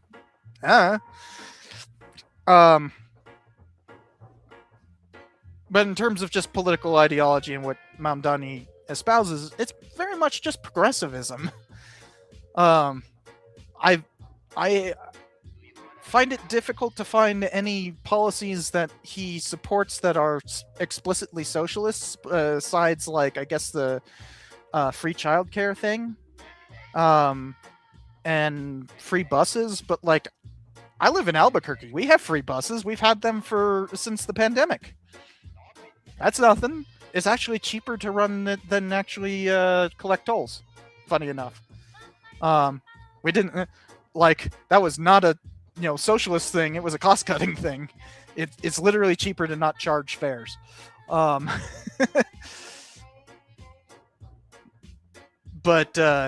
yeah, I don't know about Finland.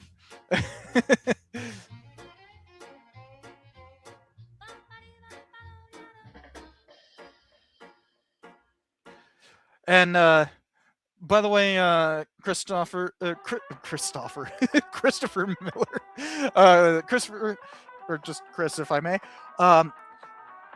This is actually not technically copyright-free music. So if just pointing that out, if you're going to play this music elsewhere, this is from all the music I play on this channel comes from Epidemic Sound. I have to pay a licensing fee for it, but it's a monthly fee. I can just use as much of it as I want. But you do have to pay a licensing fee to use it. So it's not technically copyright free. It's just what's the term? When you get a certain dividend back for numbers of plays, whatever that's called, royalty free. It's royalty free, not copyright free.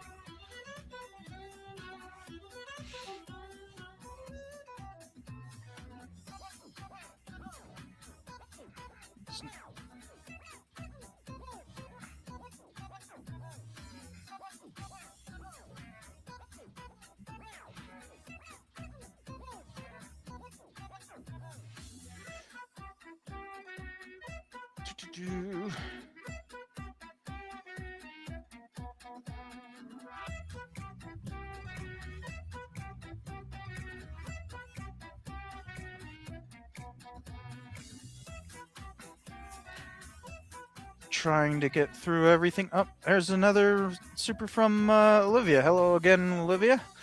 They think the wall builders are actual historians. So is that referring to a particular?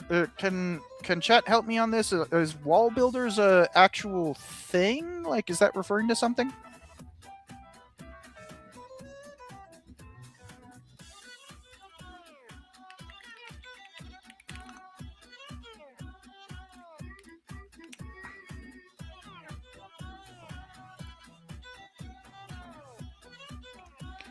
Okay, so I'm guessing you're referring to this. Preserve the past, provide for the present, prepare for the future. I've never heard of this. Helps people discover the true story of America and our biblical foundation. Oh, it's just straight up Christian nationalism. Like, yikes. Like, it literally says biblical foundation. Find a Bible reference anywhere in our founding documents, buddy. But if we go to the Treaty of Tripoli,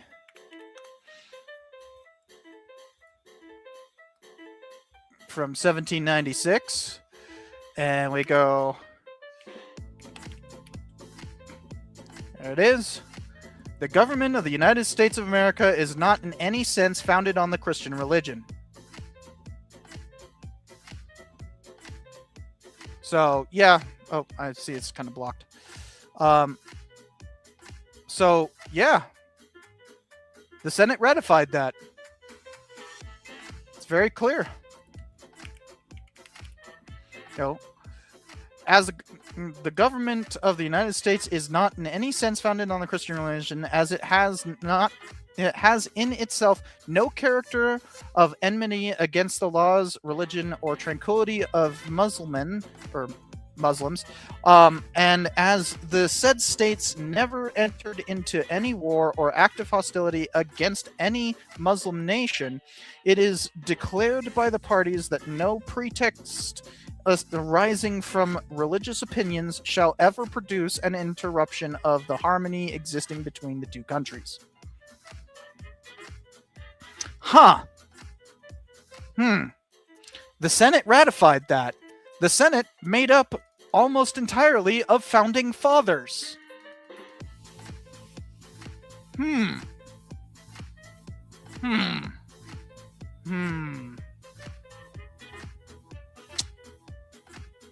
Biblical foundations indeed. And yet, the First Amendment literally breaks several of the Ten Commandments. So if we just go to the list of the Ten Commandments,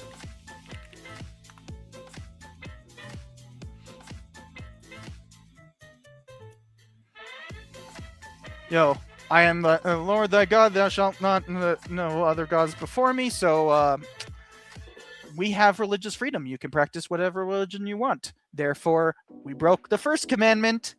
Thou shalt not make unto thee any graven images. We break that all the fucking time. I don't think there's many Christians who ever hold that commandment holy. Thou shalt not take the name of the Lord thy God in name in vain. Freedom of speech. You're allowed to do that. Remember the Sabbath? Freedom of religion. You don't have to. The United States literally cannot, according to the Constitution, according to the Founding Fathers, according to the very principles upon which this nation was founded upon, cannot force that commandment to be enforced. Honor thy father and thy mother. Yeah, I mean, that's just a good thing. Thou shalt not kill. Probably more, thou shalt not murder, and according to the original Hebrew. Thou shalt not commit adultery. We actually have laws against that in many states. Thou shalt not steal. Another one that can be enforced. Thou shalt not bear false witness. Perjury is, in fact, an enforceable thing. Thou shalt not covet thy neighbor's goods. So coveting is perfectly legal. You can believe whatever the heck you want. So what is that? 1, 2, 3, 4, 5. 5 out of 10. Half are broken by the First Amendment alone. Half of them. So yeah, wall builders, whatever the hell this is a bunch of bullshit. Very clearly. Really easy to debunk this stuff, isn't it?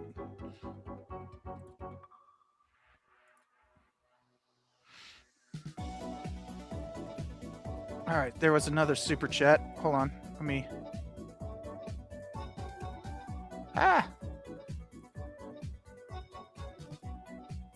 Oh, there were 2.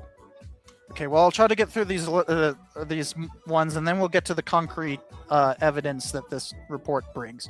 So, election history says Social Democrat equals support social safety net, probably net, and public services. Democratic Socialists still take over the means of production, but decisions democratic. Yeah. That's a good way of putting it. And Mamdani isn't looking to take over the means of production or anything. Now, I will say that's this is an explicitly Marxist definition of socialism, which, there's many kinds of socialism, many that are not Marxist. For instance, Christian socialism is actually a huge thing, especially in Germany right now, but was a huge thing here.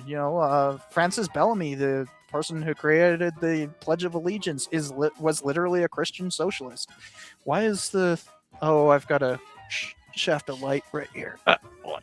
There we go. It should make the camera stop freaking.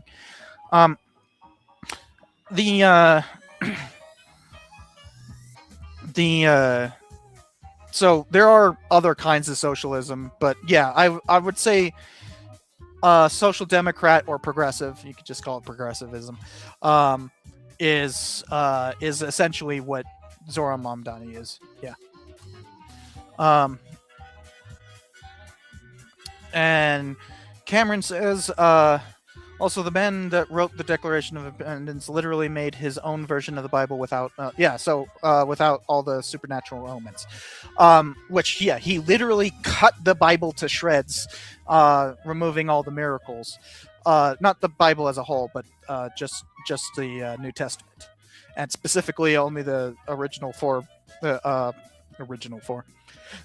the primary four, Matthew, Mark, Luke, and John.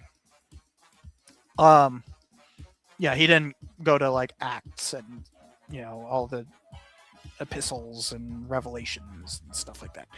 I actually have a copy in the other room. It's tiny. It's like 60 pages, and the print is really big. I mean, like it's huge print. But like, yeah, he was a deist. And most Christians would not consider him a Christian today, even though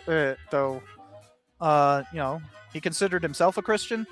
But like, I wouldn't even consider him a Christian because, like, I think that the definition of Christianity should be that you consider Christ to be your savior. If you cut out all the miracles, that kind of means that you don't believe in his ability to save humanity. So if you're a deist, I don't think it's possible to be a Christian. But it depends on your definition. There were a lot of Unitarians that would kind of go back and forth on whether or not on the divinity of Christ. So, and that could be considered kind of like a vague deism. So yeah, but in either case, literally the author of the Declaration of Independence, which is the only document that invokes God, by the way, literally wouldn't be considered a Christian. Yeah. Anyways.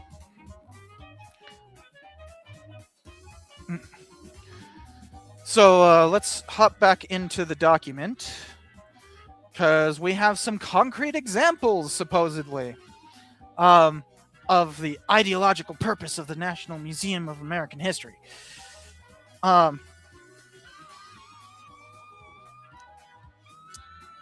Let's find out.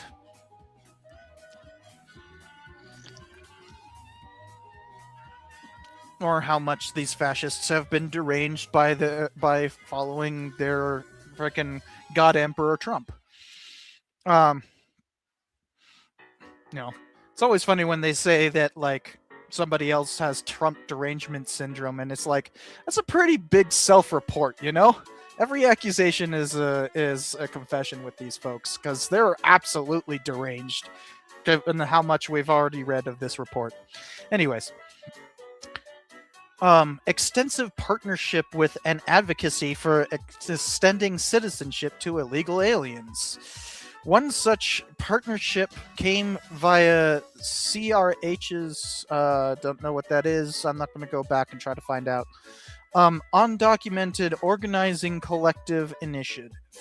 Now scrubbed from the NMAH's website, which framed illegal alien activists as activists lobbying the U.S. government on behalf of 11 million plus illegal aliens nationwide who legally should not be. Wow, freaking! This is just a sentence parse, and like really injecting your own ideology right off at the bat.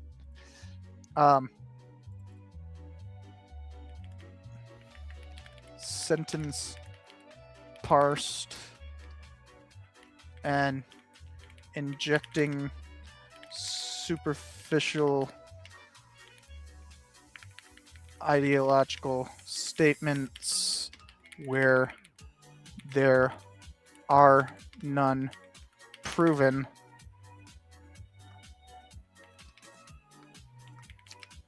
This is their evidence, apparently.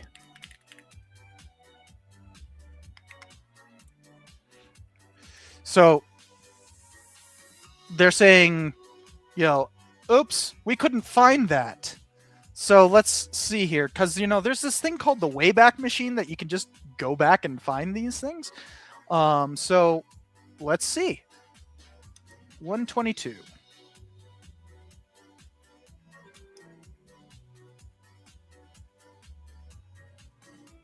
Oh, They're literally using the Wayback Machine here. See? You can see right there in the URL. And there you go. Undocumented and organizing collecting initiative. Organizing collecting initiative. So it's an initiative to collect artifacts. Like, that's what that is. Collecting initiative. It literally says it right there. Like, is the National Museum not supposed to collect artifacts about national history? There are only a handful of moments in our nation's history when people without citizenship or voting rights have changed government policy. It happened during emancipation, women's suffrage, civil rights, and it's happening again right now with undocumented immigrant organizing. And debates around undocumented youth populations have attracted, so they're collecting oral histories. They're, here's a whole thing about our methods, our team, so this is a collection effort. Like, they're angry that that the National Museum is collecting artifacts. Like, that's it. They literally don't want the National Museum to collect artifacts on this topic. Yikes, dude. This is their first example.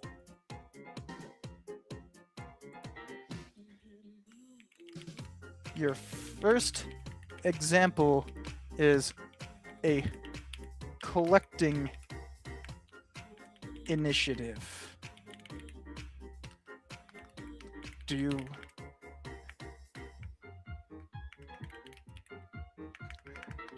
The National Museum of American History should collect artifacts pertaining to American history. Duh.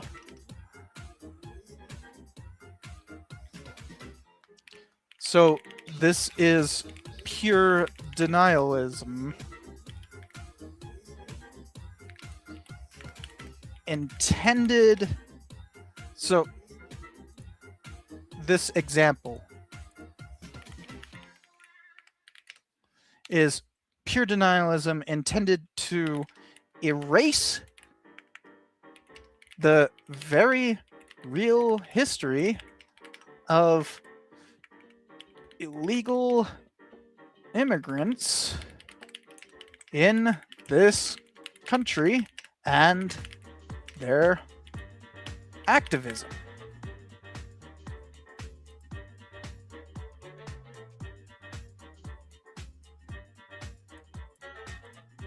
So literally the first example they give is a collection effort to try to gather artifacts and oral histories of immigration activists. Like, regardless of whether or not you agree with the goals of that activism, it should be preserved. Like, artifacts and oral histories of it should be preserved, should it not? In what fucking world outside of neo-Nazi fever dreams do we not preserve history at the National Museum of American History? Like, that's literally the whole point of this. So literally their first example is just blatant denialism. Let's go to another one.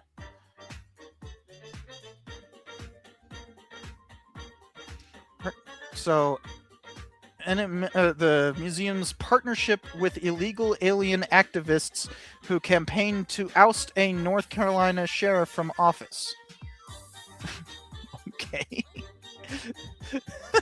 To oust, as in to, like, get him not to lose an election or to get him recalled? You know, as in using our democratic processes? Also, given given your terrible examples already, this warrants a highlight.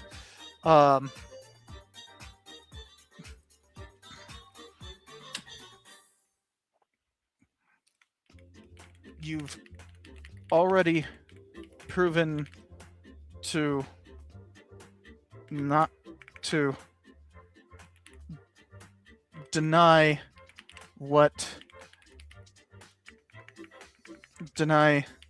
the difference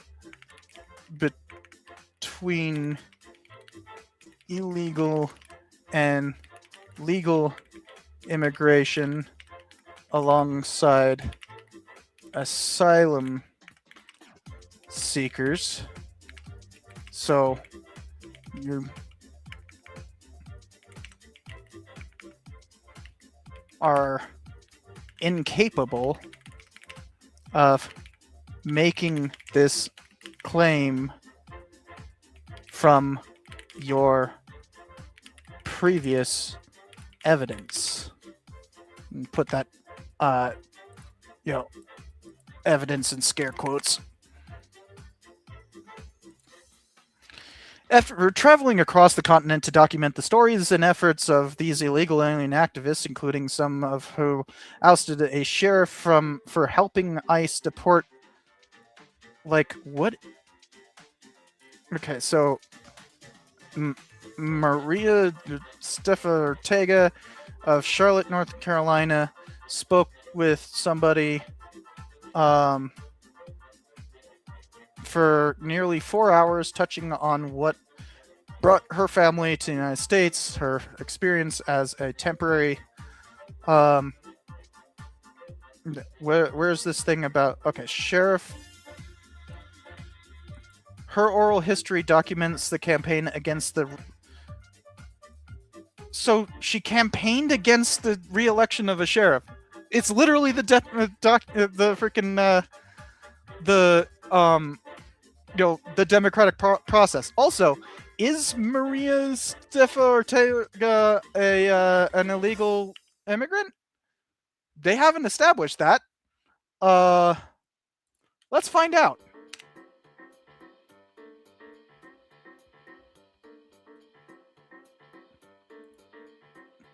Oh, she's got a website. Is an organizer and strategist who has played a crucial role in advancing immigrants' rights. She has co-founded blah, blah, blah. She has worked to push back against the tide of blah, blah, blah. She spent years organizing undocumented students, deporting... yeah, so she's a lawyer. She's an American lawyer. She's American. They're denying her citizenship.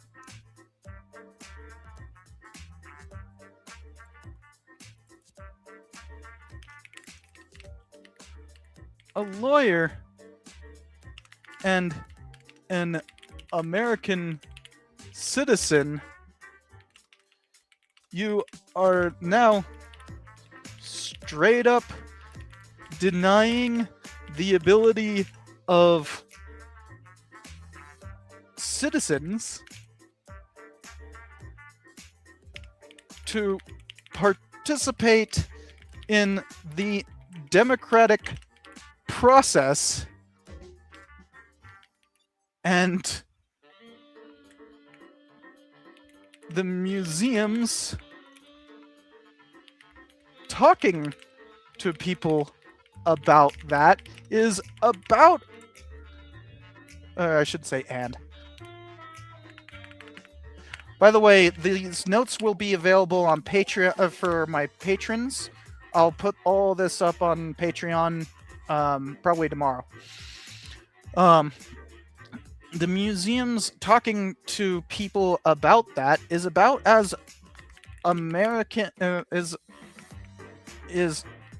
absolutely adhering to American values.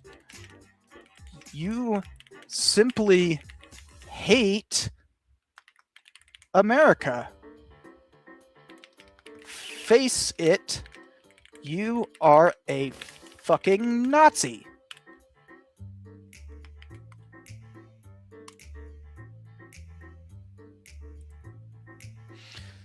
On to the next example.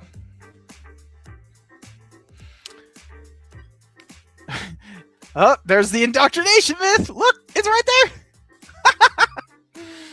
It's the indoctrination myth.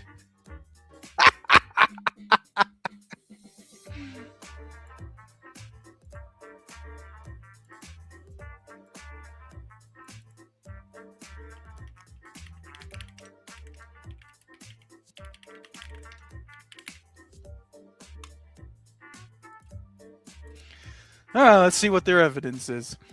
Through some programs also created Tell Me What Democracy Looks Like, a digital space where middle and high school students can meet 5 undocumented organizers and learn what democracy looks like from their perspective. An initiative which Director Hardig boasts about to donors, in the highlights report. Yeah? Wait, so talking to people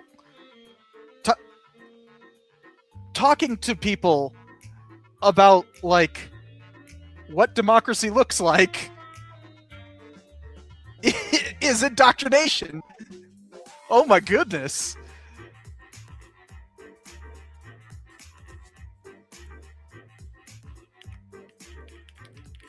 Talking to activists, or I should say, facilitating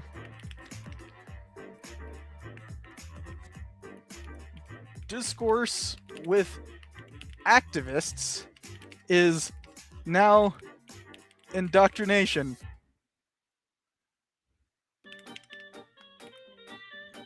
God, or no, dear Cleo, y'all are bigots.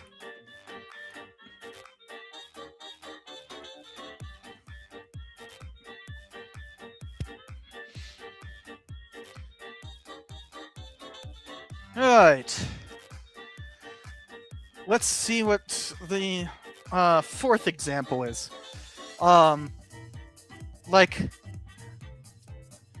Isn't it amazing?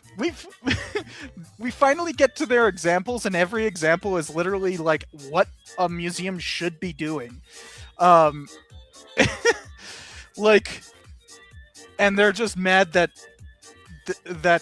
a museum is participating in collecting and distributing the stories of activists in America. Like, that's American history for you, baby. I thought you liked American history and you wanted more of it. Like, apparently you don't. You hate American history if you say otherwise. Like, that's what historians should do. Golly. If this is just another one of these examples, I'll move on to hopefully some more something more concrete that's, of a different sort. But let's read this last one. The museum created a video highlighting protesters demanding to abolish ICE. Yeah. Oh my god, it created a video of protesters? What? Wait. So, are they saying that,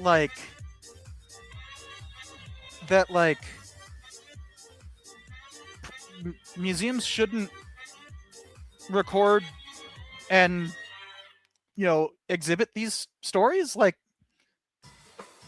preserve and exhibit. That's what a museum does. Preserve and exhibit. So they're preserving examples of anti-ICE protests, and they're exhibiting them. Preserve and exhibit. That is what a museum does. Are they saying that when the museum talks about the Ku Klux Klan that it's in sympathy with it, that it is inherently foisting the Ku Klux Klan on everyone? Or is it just that you don't like that abolish ICE is actually a good thing and should be celebrated? It's the latter, isn't it? It's the latter. You like they like the Ku Klux Klan. They just don't like it when people fight against the Ku Klux Klan and its ideology. That's what it really comes down to. Let me write a note here, and then we'll move on to some example about about other activist agendas, transphobia or racism. We'll find out. A museum preserves and exhibits artifacts pertaining to its mission statement. The NMAH does so with American history. The anti-ICE protests are precisely that. Get over your stupid neo-Nazi bullshit and become better Americans.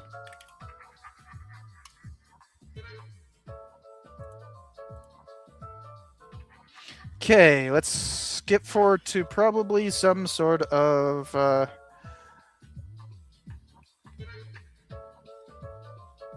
no.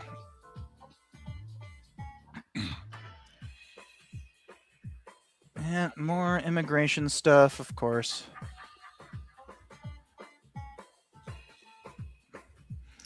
Claim that there is no single American culture, language. This is true.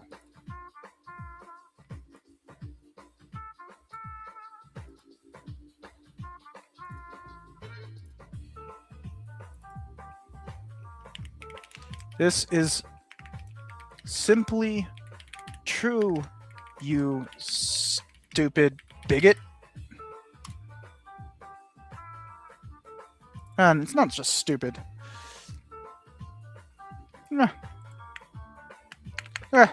We'll just go, you neo-Nazi.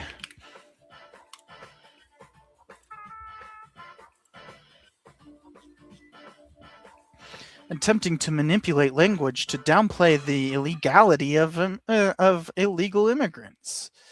So now they're just complaining about the word undocumented.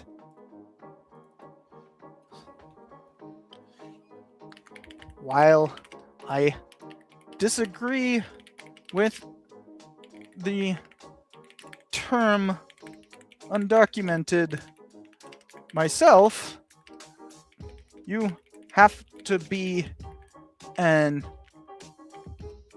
absolute unrepentant racist, just bigot, to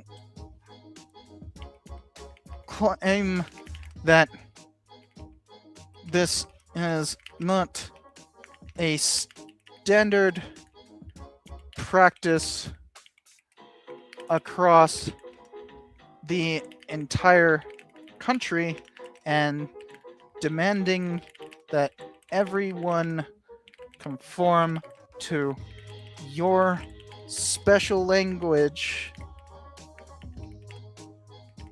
proves the previous point wrong. Stop being so anti-American.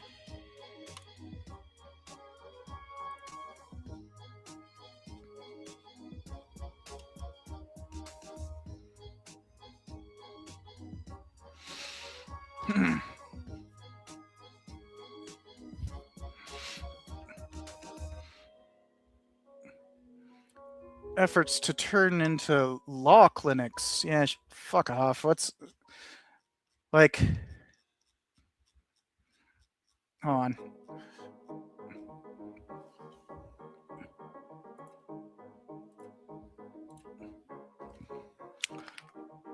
We've caught on to how your denialism works. This is now repetitive and boring.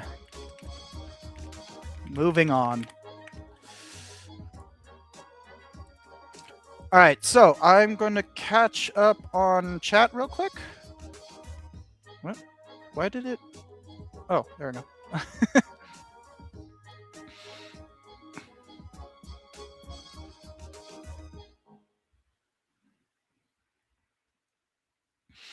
um.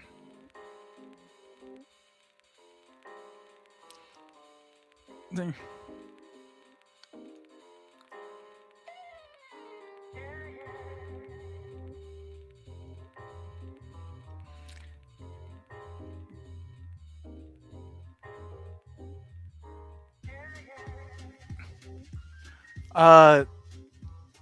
your local history. So Ben asks, which organizations do you consider worthwhile participating in to resist the current administration? Your local history organizations, like very, very much so. Just and go to museums, try to take classes, buy books, go to local events, donate to history organizations, history societies. If you are a historian yourself, participate in whatever organization is distinct to your specific subfield. Those are what matters. Like, doing history is what the administration wants to stop. So keep doing history. That's the point. All of this, you can tell it's literally just opposed to the entire concept of a National Museum of American History. This report is clearly indicating they don't want American history.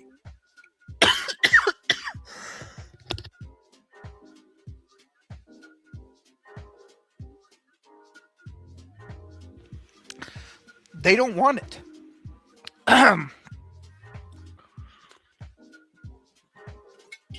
Oh man. Let me pour a little bit more soda.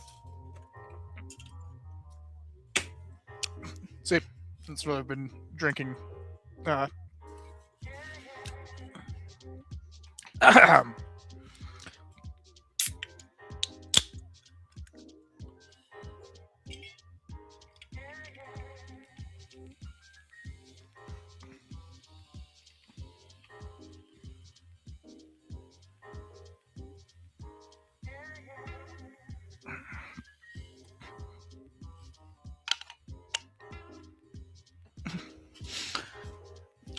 So yeah, it's very simple.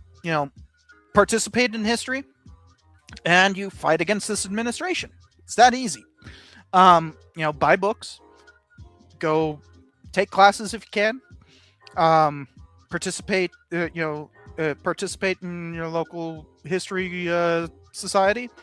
Participate in your subfield if you are a historian yourself. And attend museums, attend local events, go support local history. It all feeds into this larger profession, and especially buy books, and support historians. It's that easy, really. Like, the people who wrote this clearly aren't historians, so the administration does not really employ historians. Their version of historians are like PragerU and Hillsdale College, none of which employ historians. So, they don't have a leg to stand on when it comes to this report. Especially given the American Historical Association and all the groups that are signing alongside it. I think I saw that it was 36. Let me go and double check that. Um, the it was something like 36 at the bottom here. Whoop, way too fast. Yep, 36.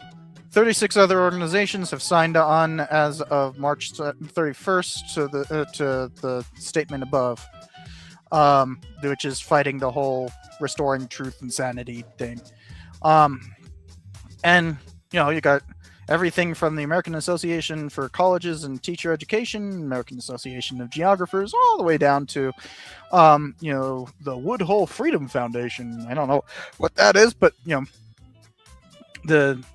all these different, like the Society for American Archivists, the Society for Architectural Historians, Society for Historians of the Gilded Age and Progressive Era, the Society for the History of Children and Youth, Society for U.S. Intellectual History, or Western History Association, the group that I am very much a member of, and a participant.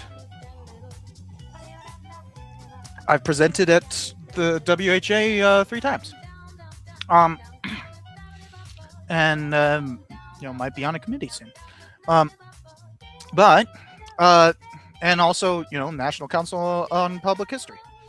But interestingly enough, the National Council on Public History is literally the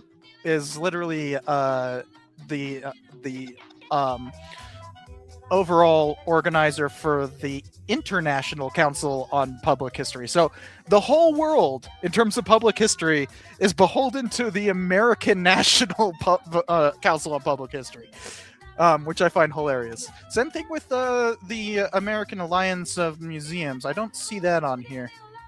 But probably the American Association for State and Local History? No?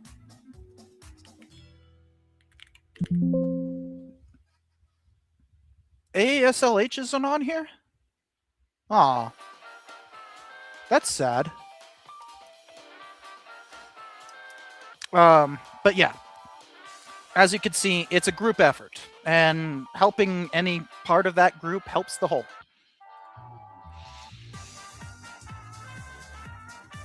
I mean, that's part of what I'm doing here, is just, trying to make people aware, and like laughing at just all the bigotry it takes to deny history. Anyways, got a super from hold on. Oh, almost clicked the wrong one. Jelperman says, I hear Matt Walsh's next video is titled "And Frank is Alive and Well, the Lying Little Tramp." He's David Duke, but without the charm. Yeah, if you guys don't know, he made a video about how Emmett Till deserved it, which is yikes.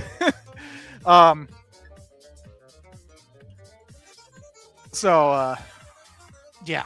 Anyways, I always like to say, if you look at him, he looks like he's smug and constipated at the same time. He always looks smug and constipated.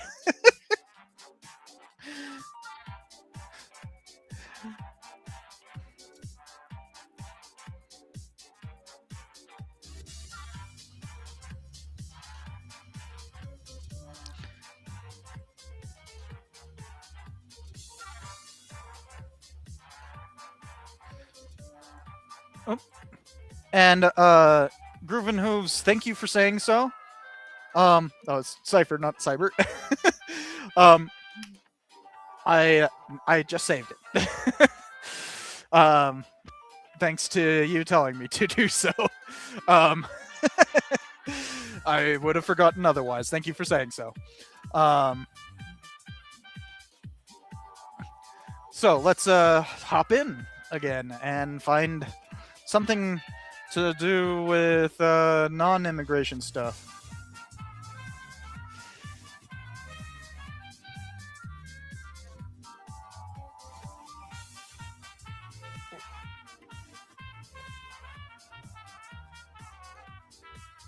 Okay, I'm going to go back to the table of contents.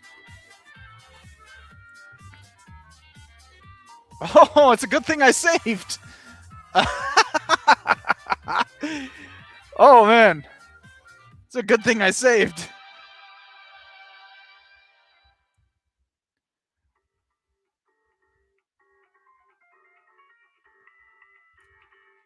Wait, let me double check and make sure.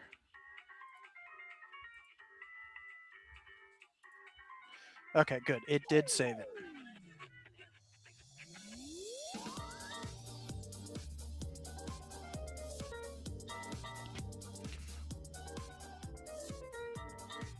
Okay.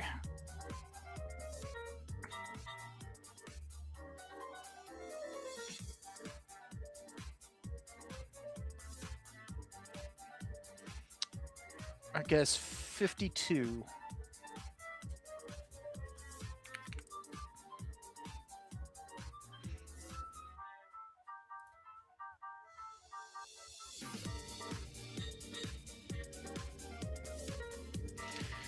All right, let's see here. Head of pre-K through 12 learning's disdain for America's system of laws.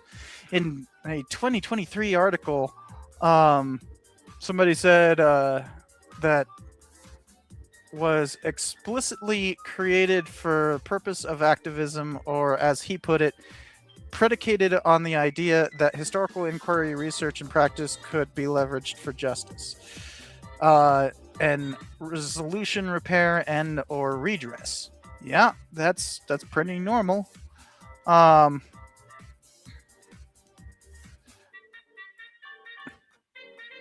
Hello, King. Mwah. Hello. Meow. Hello. Somebody wants attention. What? Meow. Hi. Hey. What did I just run over? Oh.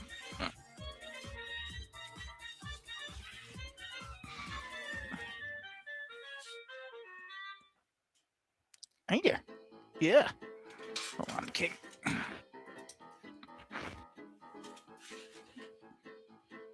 Meow.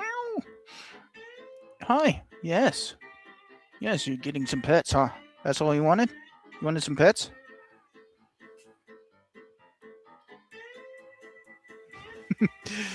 Sorry, King demanded attention, and he gets it.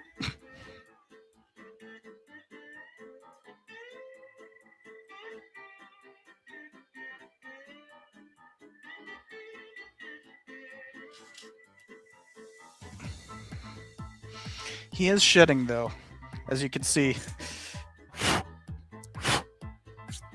I have to brush him out like every couple of days now. It's crazy. I don't know how he manages to generate so much fur.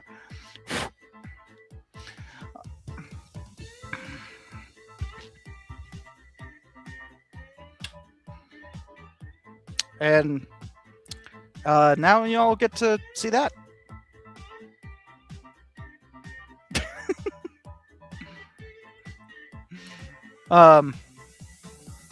Anyways, back to this.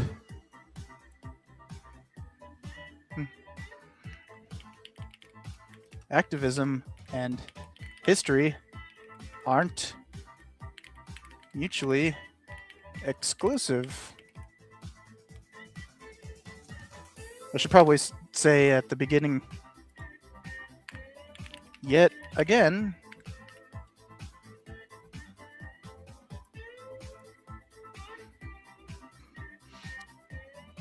at the outset that the thinking, writing, and practice in this restorative justice is rich and deep. The four themes outline, in a footnote to that sentence reveals what the ending to that beginning is. The footnote reads, a closely related community of thinking and practice to restorative justice is transformative justice is growing. Likewise, CRH's recommended reading list includes a piece titled Center for Restorative History Convening to Transform. Okay.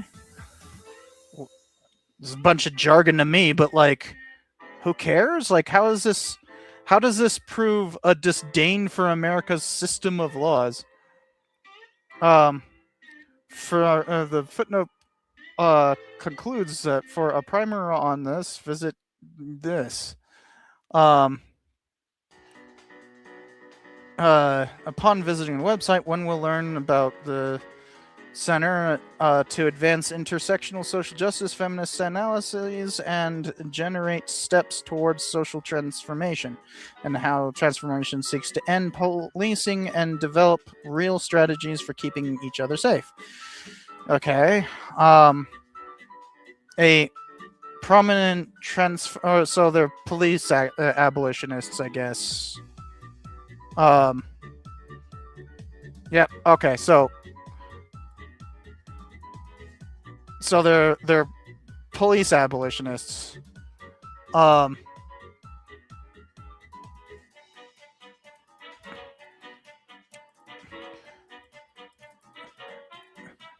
So vaguely referencing a police abolitionist group is in a footnote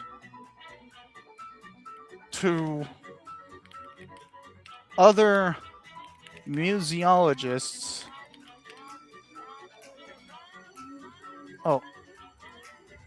On a museology paper is the equivalent of disdain for our system of laws.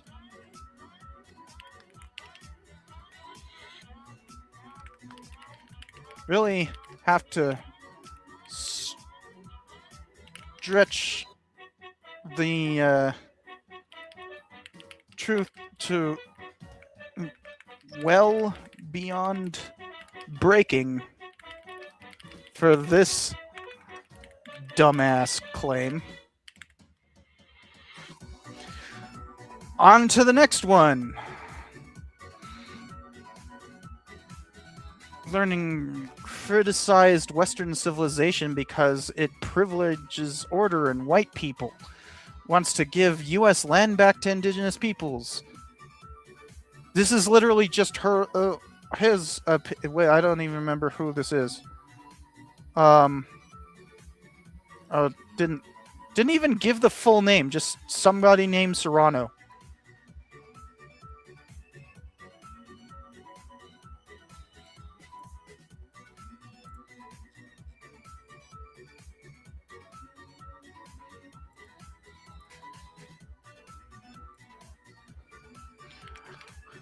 Oh no! Somebody expressed an opinion.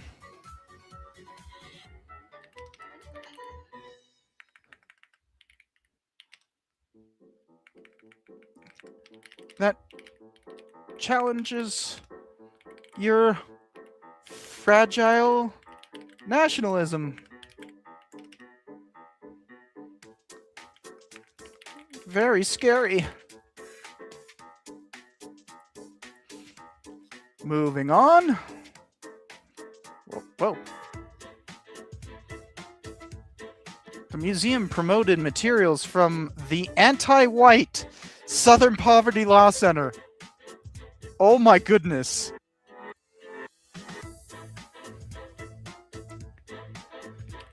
It's only anti-white because you are a white supremacist hack, neo-Nazi.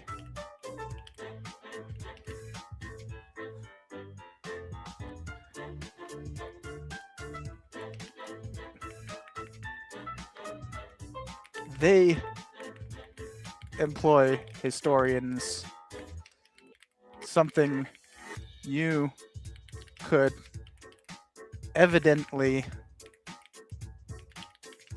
never understand.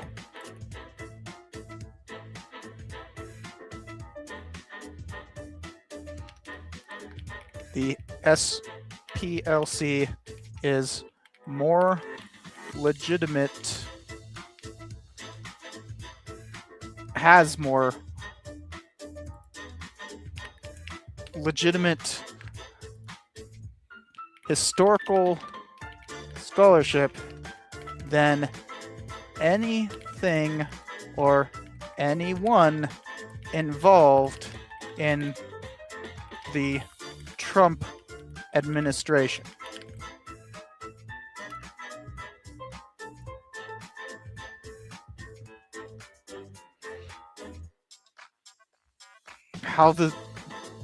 They're indoctrinating teachers now.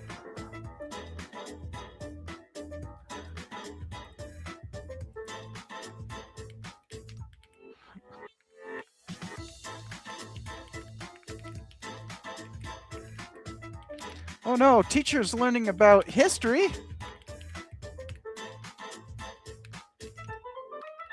Cannot have that.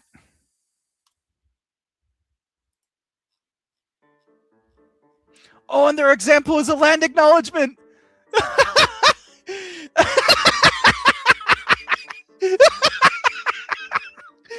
example is a land acknowledgement.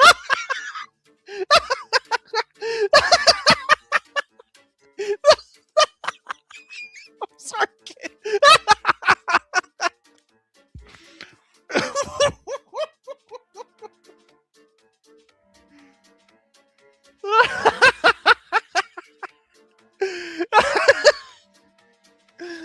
Oh my god! Land acknowledgements! No! What about my safe space? I need my safe space. I can't acknowledge that frickin' there used to be indigenous people here. Genocide them now! Like, Jesus fucking Christ.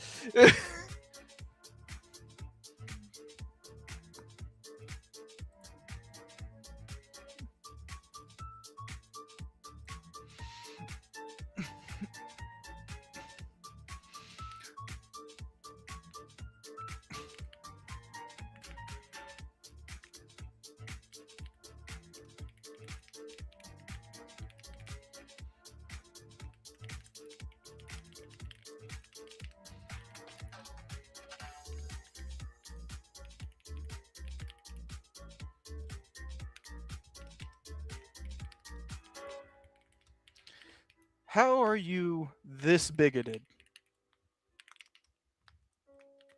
Like, this is straight up cartoon levels of prejudice. Did you work for David Duke's campaign? No, he was more reasonable than you.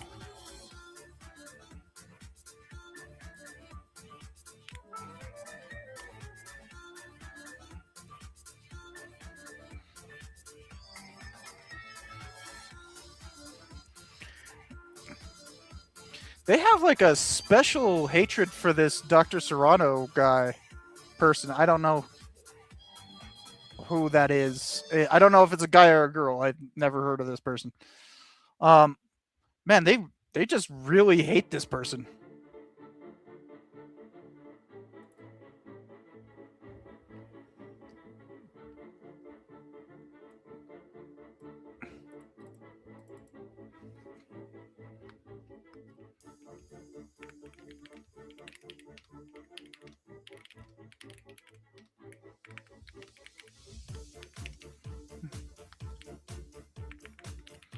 Let me guess.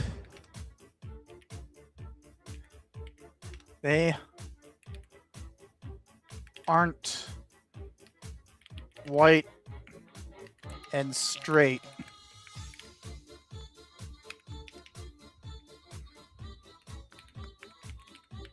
Probably explains why you hate them so much.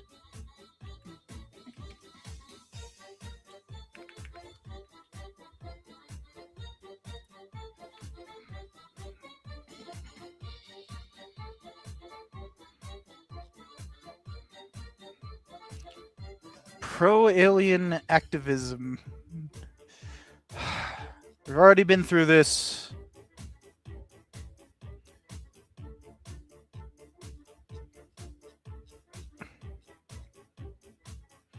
When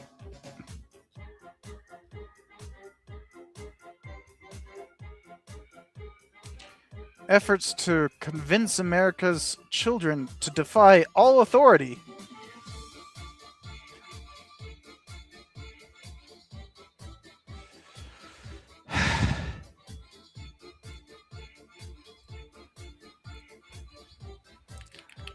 Protests is just defying authority now.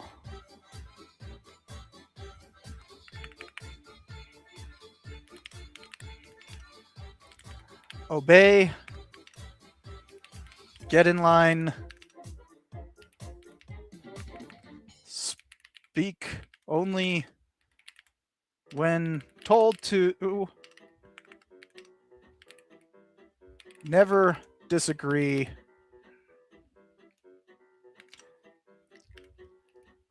And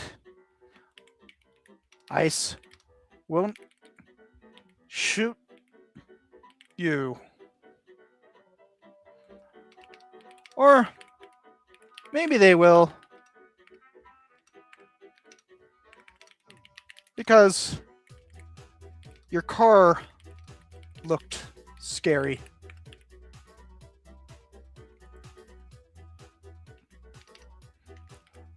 Obey.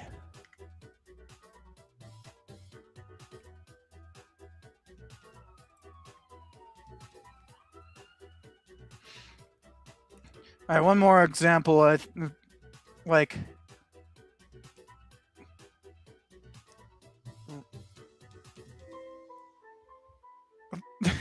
they were involved in Reckoning with Our Racial Past initiative. Yeah, that's what the NMAH is supposed to do.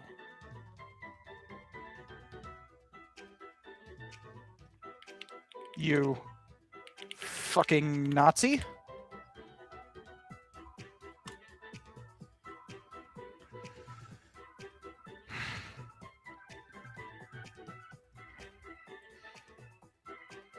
How? So they're going to transform museums into anti-white institutions. So you've well proven that your idea of something being anti-white is merely something that challenges white supremacy.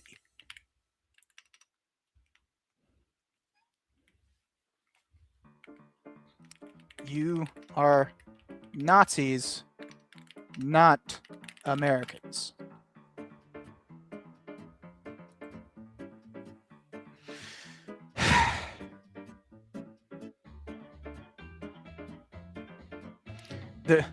Their development with white supremacy, heteropatriarchy, abuse, and imperialist theft of art and artifacts. So they're talking about how museums have been involved in white supremacy. Like, duh. No fucking duh.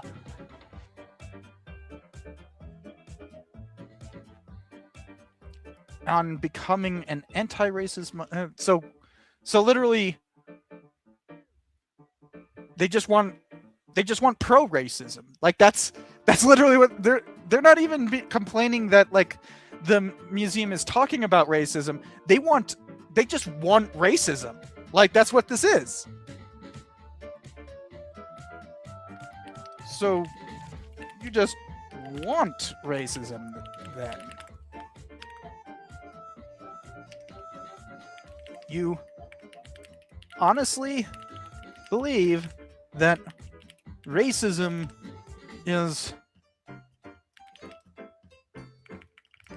should should never be discussed because it is a good thing to you. Yikes.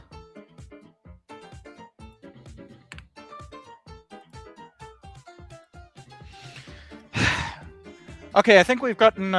Let's find one of these examples that is that's transphobic. Okay, but before doing that, I'll catch up on chat.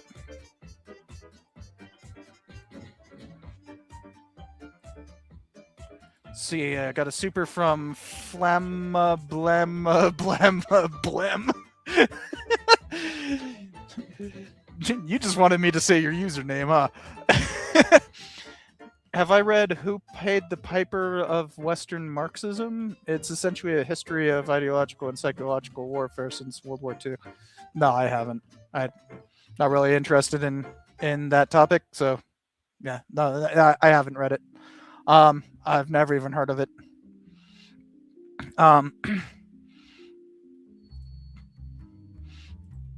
But what's the music in the background, Jack? It's just random electro swing from Epidemic Sound. And thank you, Helen. Let's look up who this Julia Serrano person is, since they hate her so much.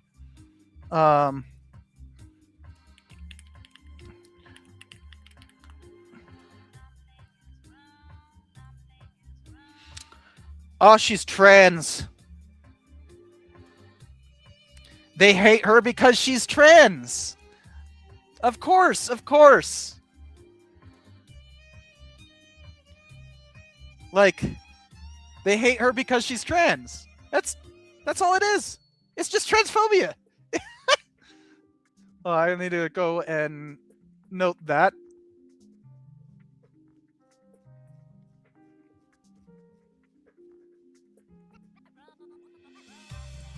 Where was it?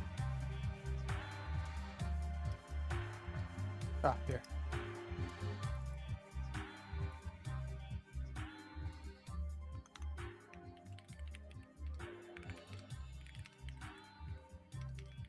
You refuse to name her because then you'd have to accept that trans people exist and that hurts your feelings. Too bad you're so transphobic,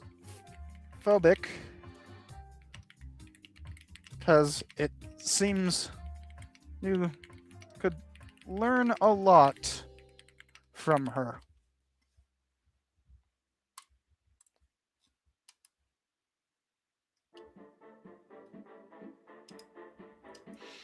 So thanks for pointing that out, Helen. Kind of notable. You think that's a different Serrano? I don't think so.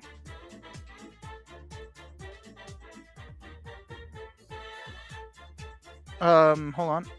Is that a different Serrano?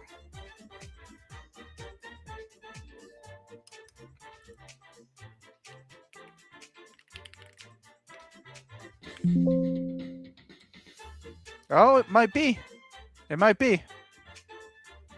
Oh,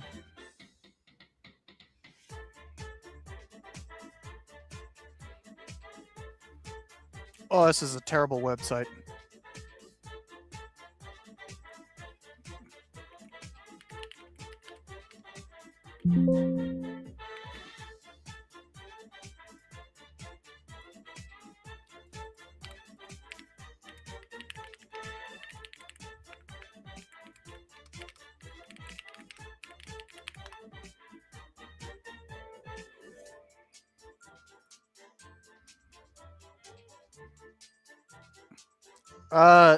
Yeah, Helen. Crazy here is crazy. uh, crazy here is correct. You posted the wrong thing, Helen. Um, Orlando Arcerano Jr. Oop.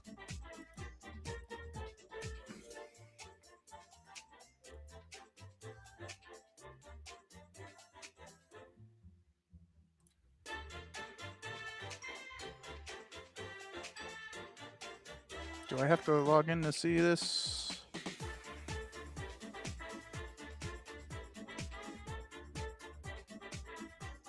Blah blah.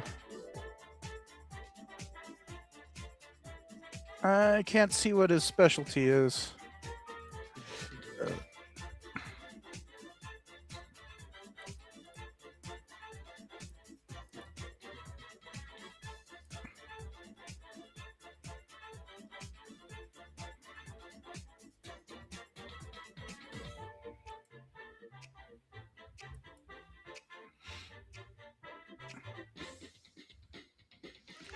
Son is learning restorative history and finding ground. Okay. Working together on new approaches to a history exhibition for children. Yeah, sounds like a freaking regular museologist. So no, Helen, you, steered me wrong there.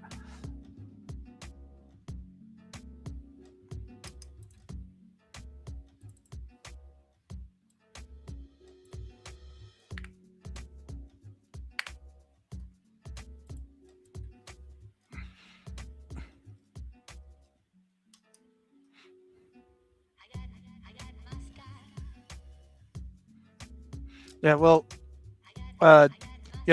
point is, I found him pretty easily just by typing in, the name of the museum and his name.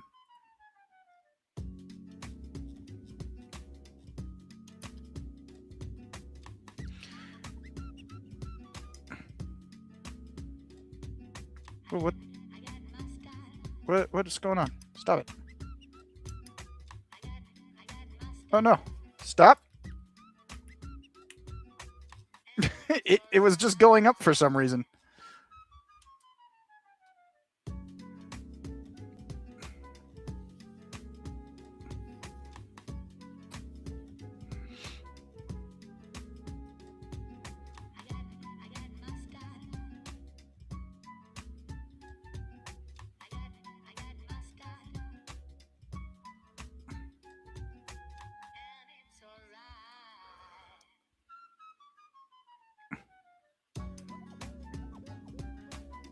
The white supremacy culture document included in the endorse toolkit mirrors the language found in Smithsonian's now infamous aspects, in which asserts that rational thinking and hard work, among others, and are white values that have normalized what?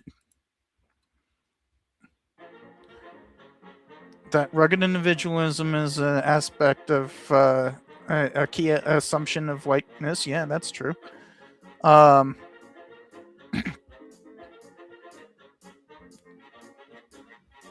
White dominant culture or whiteness refers to the ways white people and their traditions, attitudes, and ways of life have been normalized over time and are now considered standard practices in the United States. And since white people still hold most of the institutional power in America, we have all internalized some aspects of white culture, including people of color.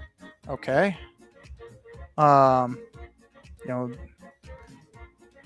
Objective, rational. You think, okay, that is pretty funny. Trying to say that objective, rational linear thinking, cause and effect relationships and quantitative emphasis is white culture. Okay, that's pretty fucking stupid.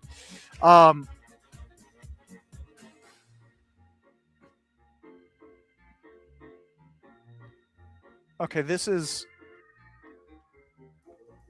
something from Newsweek.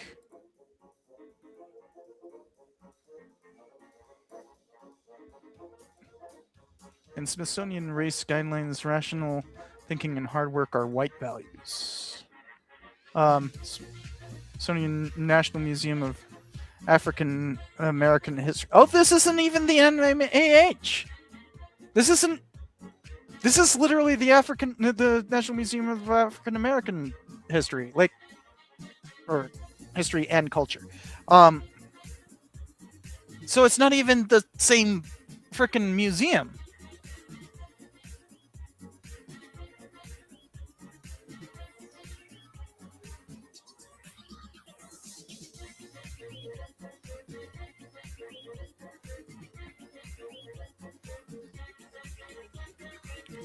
This is indeed silly, but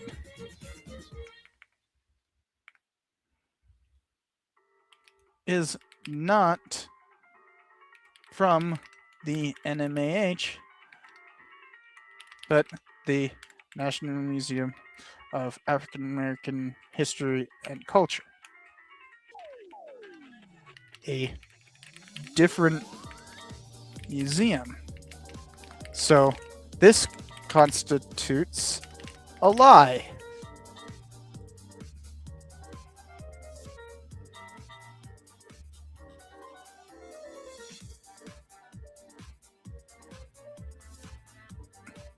So, from Dismantling Racism, a workbook for social change groups by Kenneth Jones and Tema Okun.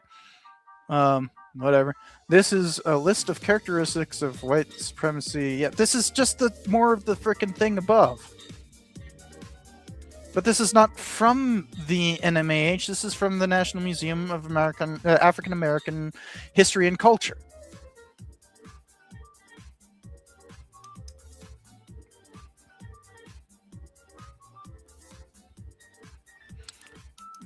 Let's see here.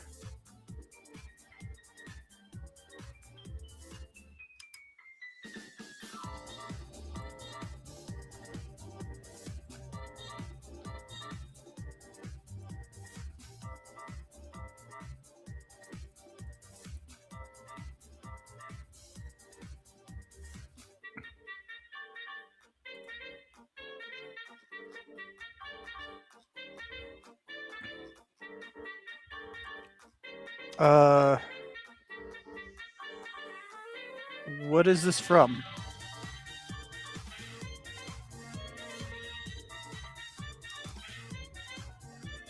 And it's from some website called Inclusium.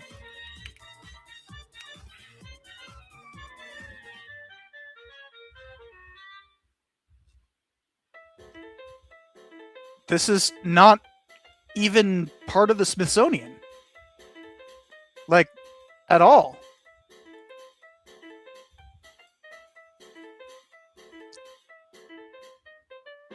The NMAH's endorsed toolkit.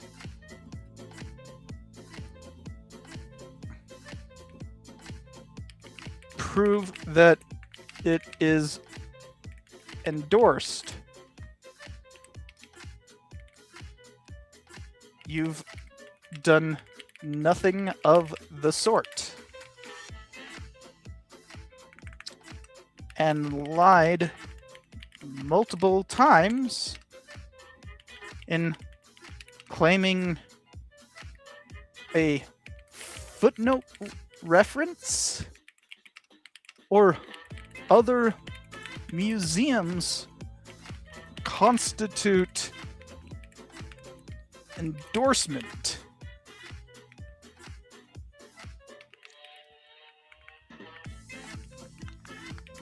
Tell me you don't understand scholarship and museology without telling me.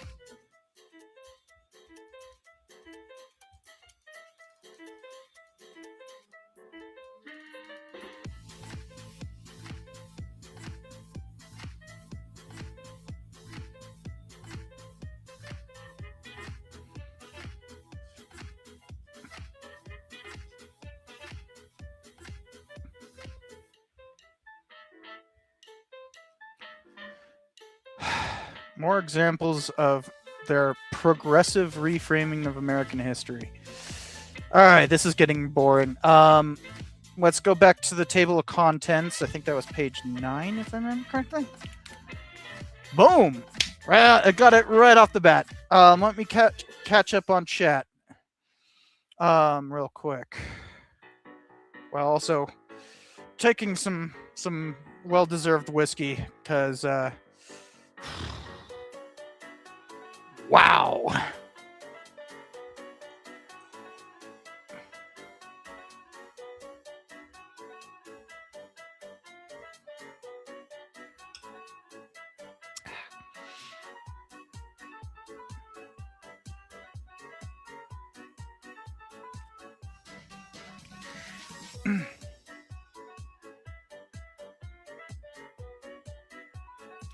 Yeah, I mean, saying that, you know, like that image that they were talking about from the National African American Museum, you know, that image was pretty freaking stupid. I've never actually read it or anything, and as soon as I started reading it, was like, wow, this is dumb. You saw like, I was initially like, yeah, rugged individualism, like that's totally a freaking white myth, like that very much is. I've talked about it on the channel. And then it's like, yeah, but well, science is a white myth, and it's like, well, hold on. Whoa. no no. That's why I say this is very silly, but it's from the National African American Museum of History and Culture, if I remember the correct thing. I've never been to it because it didn't exist when I was last in DC. But I've been to the National Museum of American History. Although I will say, in terms of the Smithsonian museums, the best one is the National Air and Space Museum. You gotta admit, that's the best one. But these are separate museums. They're all separate museums. So to claim that, like, this, you know, silly graphic from a different museum in any way affects the orientation of the National Museum of American History is just flat out false. It's just flat out false.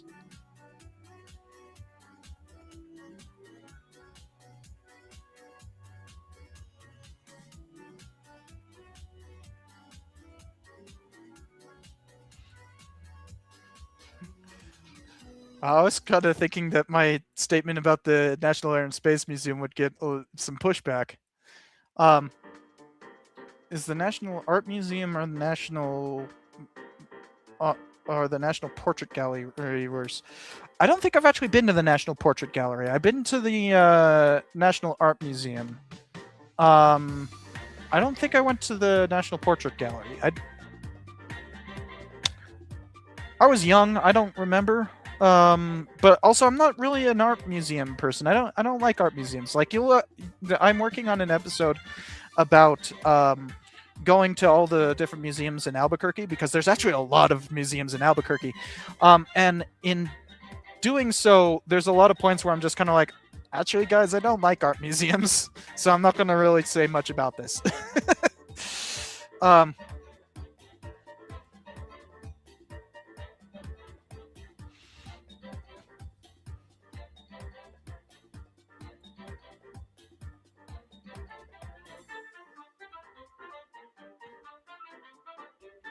You live in DC and you haven't been to any of these? Like, I mean, it's just a good weekend. Just go to a bunch of museums over a weekend, and they're all free. You know, you don't have to. There's no entrance fee or anything. You just walk in. It's great.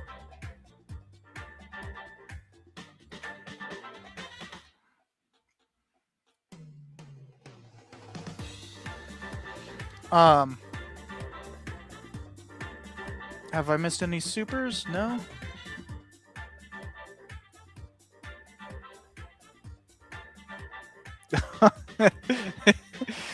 Okay. Fair enough. Fair enough.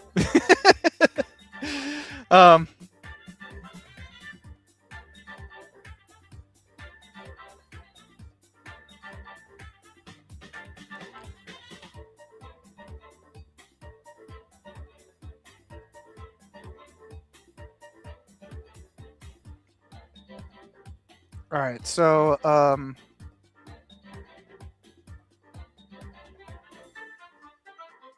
right, I'm mostly caught up.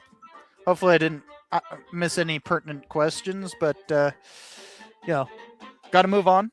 Trying to get this.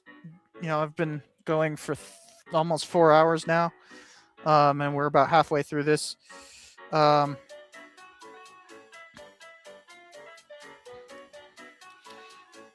Okay, hold on a second.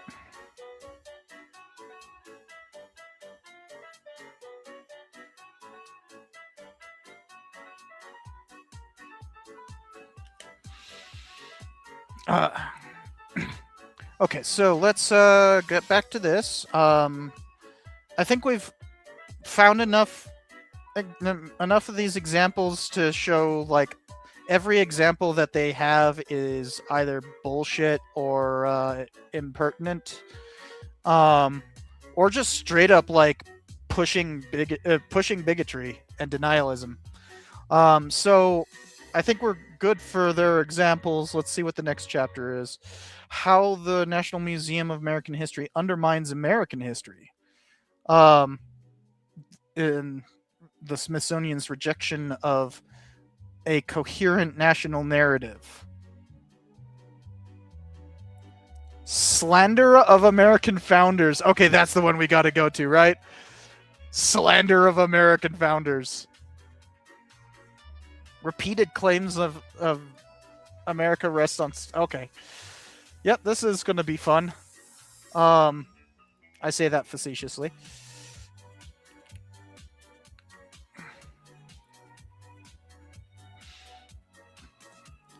All right, so today America's founders, and national story are missing at the at America's History Museum. By design, the museum is not telling any cohesive national story. Like, duh.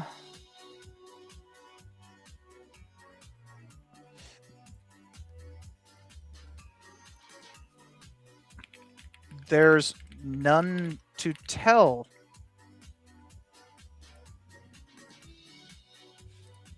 Like, does they think that we literally live in like,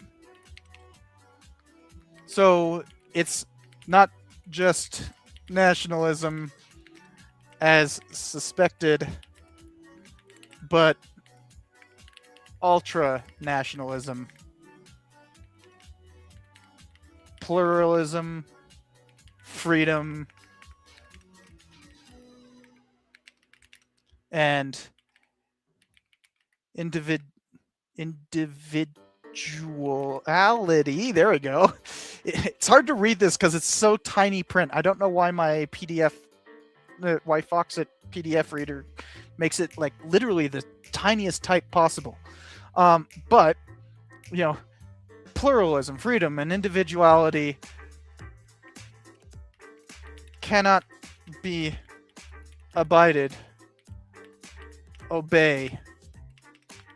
Obey. Obey.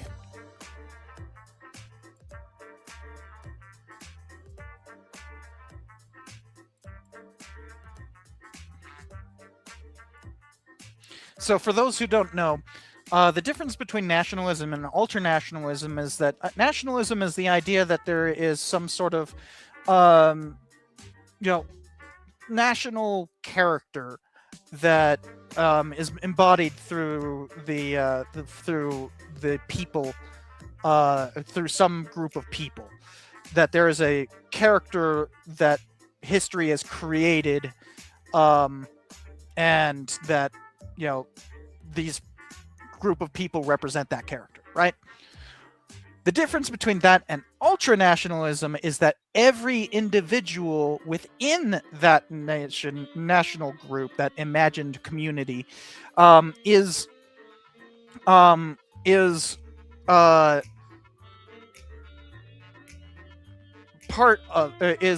fully coherent and representative of that character. That every individual must conform to the national myth. So if you think about it, the difference is that nationalism is just believing in some sort of mythical past that creates a character. And ultranationalism is demanding that everyone adheres to that national character. See? That's the difference between nationalism and ultranationalism. It's also kind of the difference between, like, you know, a right-wing authoritarian being a reactionary and a right-wing authoritarian being a fascist. Fascists are ultranationalists, and typically require some sort of revolution that they are proposing to force everyone to conform to that national character, violently so. That's why they have such an emphasis on violence. So yeah, we, like, right there, just demanding fascism. Right there. Ultranationalism is literally the goal of this. I should change that to blue.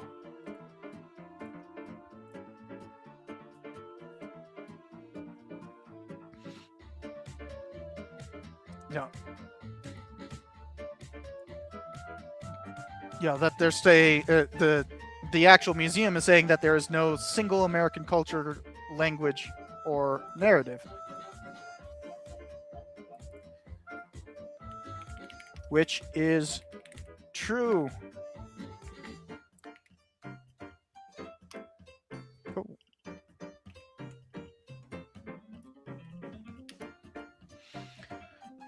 So let's see how they go about proving this supposed, rejection of a coherent national narrative. Well, no, we already know that, of course, pluralism is an American value. It's a founding value. So let's move on to the next section, where it says the NMAH is and the Smithsonian's political activism by omission.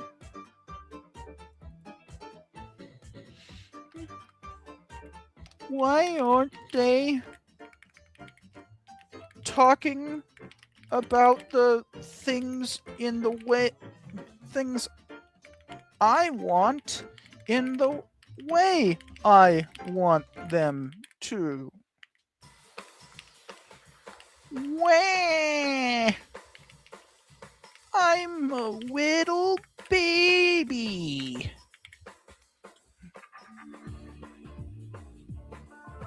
Who needs his safe space.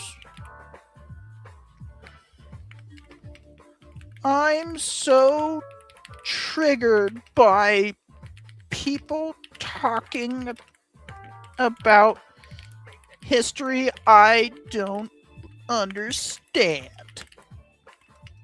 Wah!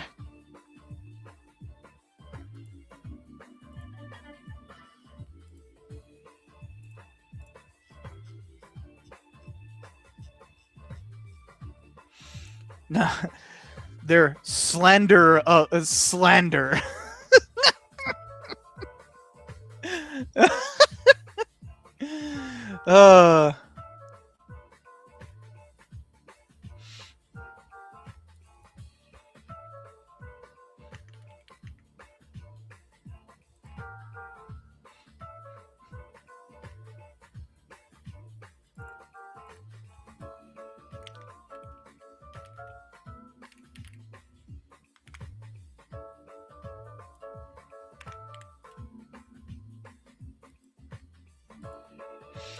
Since it rewrote its mission statement to take out the words infinite richness of the American history, oh no, it took out the words infinite richness.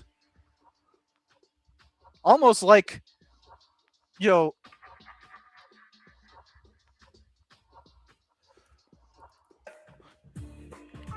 almost like riches aren't infinite or something. G.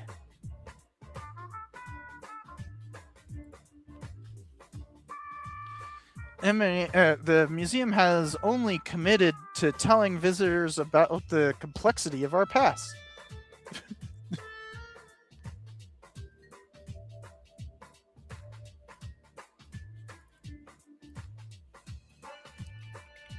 This is what you want, though.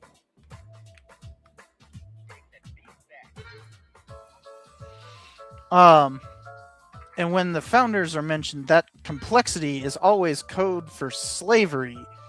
For example, one didactic about didactic? That's not what that means. Didactic is a freaking like didactic is just is an adjective referring to a complex discussion.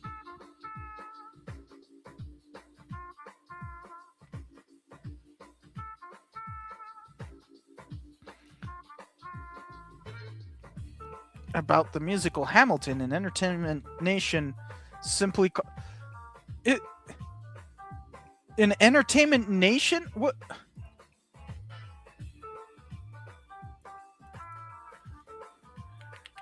Notably, not the NMAH.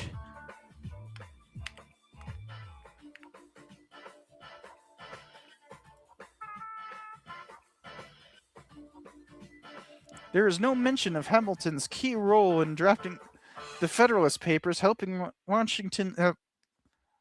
No mention.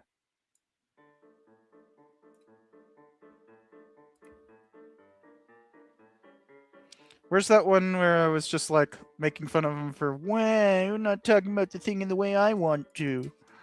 I'll just copy and paste this.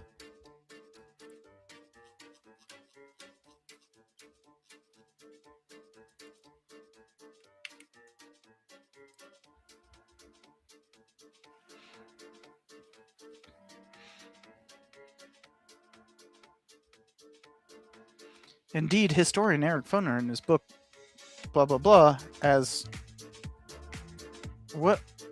None of this has to do with None of this has to do with any exhibit. Like this. This has nothing to do with the MAH.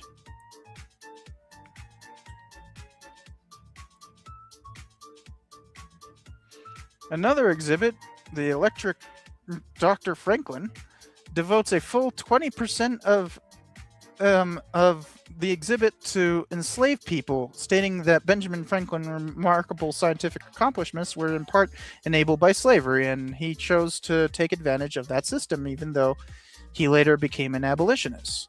While entitled The Electric Dr. Franklin, the exhibit is dedicated to the women, indentured servants, and enslaved people whose labor enabled Franklin's electric research. Yeah, he literally employed slaves. Like,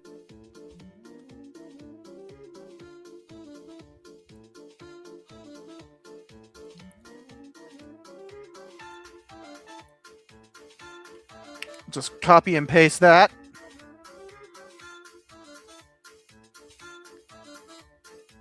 In fact, the exhibit includes multiple speculative paragraphs asking museum visitors to ponder whether Franklin's experiments, including those related to electric shocks, are involved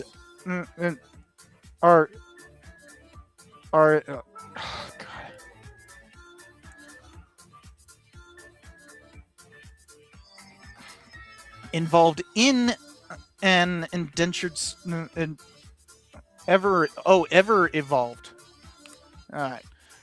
While admitting there is no evidence that they did, and he never mentioned them in reports. Okay, 409. Let's go check that.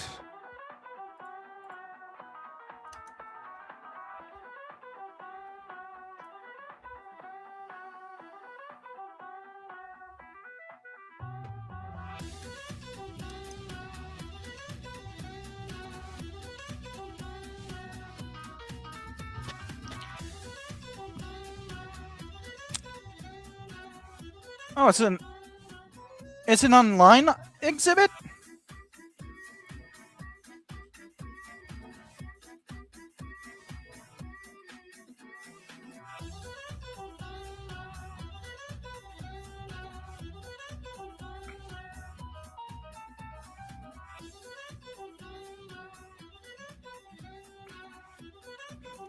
Global scientific groups were in part enabled by slavery, pervasive in the British colonies, both North and South. He chose to take advantage of that system. His attitudes about slavery were complicated and changed over time. Yeah, that's...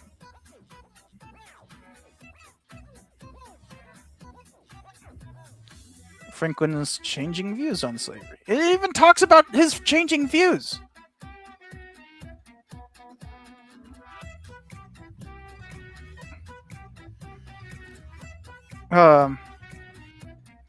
So, like, for instance, yes, he was a slave owner for a little bit. Well, apparently not for a little bit, for quite a long time. Whoa. 1735 to 1781.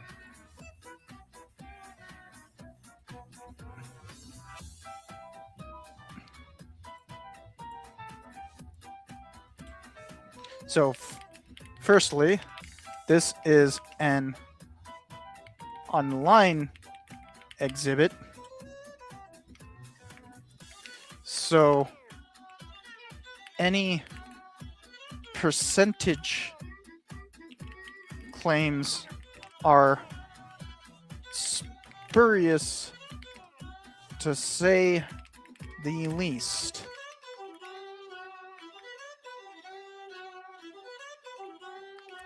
Second, it is merely a singular section that speaks of Franklin's relationship to slavery. A perfectly legitimate topic.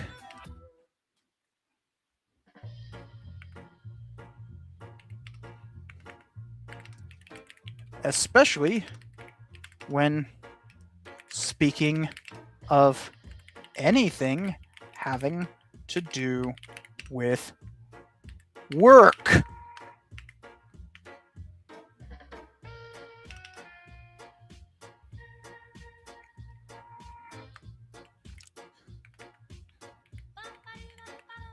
You're literally just angry that they even spoke about it. About slavery. You slander the founders with your bigoted denialism. Something Washington spoke profusely against.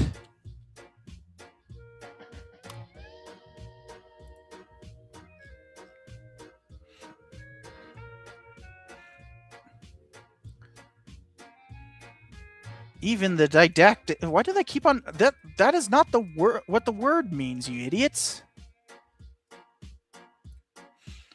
Beside the famous 11-foot neoclassical statue of toga-clad George Washington, which has long greeted visitors at the museum since shortly after it opened, partially.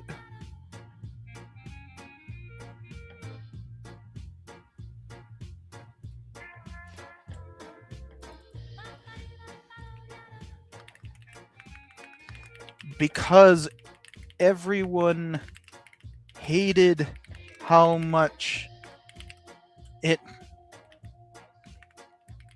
portrayed him as a god. That's why it's in a museum rather than the Capitol as intended.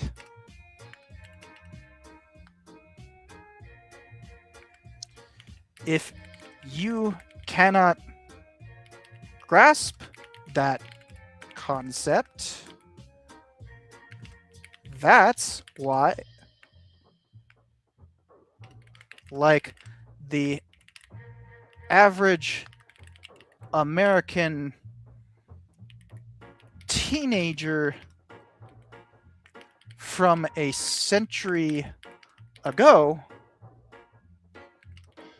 that's why they put the plaque explaining the problem. This isn't slander. Your face is.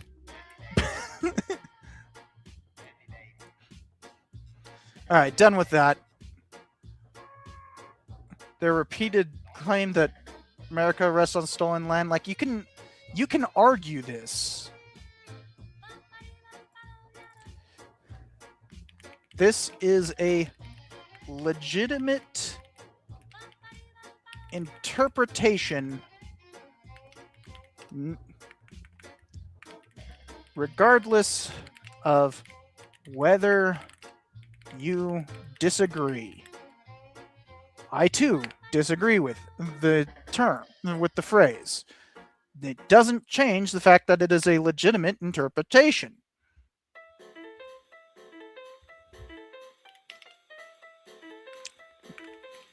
Neo-Nazis like you should never have any sway for what counts as a good interpretation.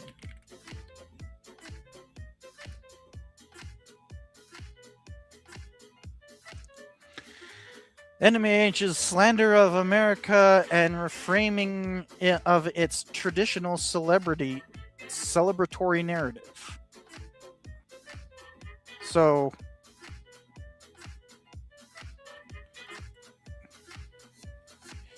yet again, all you want is triumphalism, not history.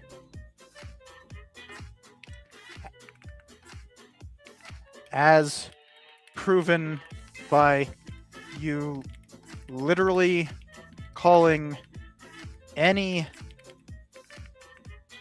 non-triumphalist narrative. No, I shouldn't even say any pluralistic narrative.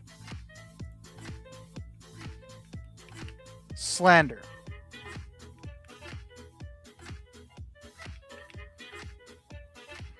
A typical part of ultra nationalism. Y'all aren't just bigots, you are cowards. All right.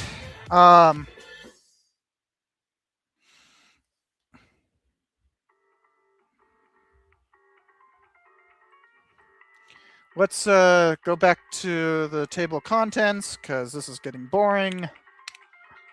You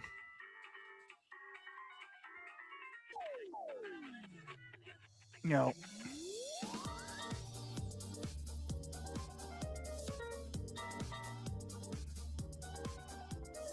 oh wow, and we're right to the conclusion, I guess.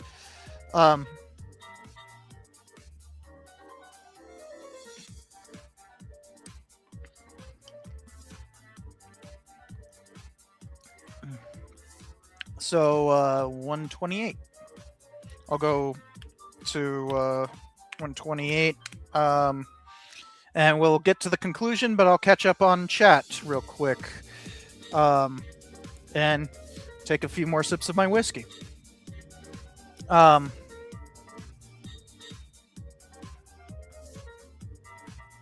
let's it's been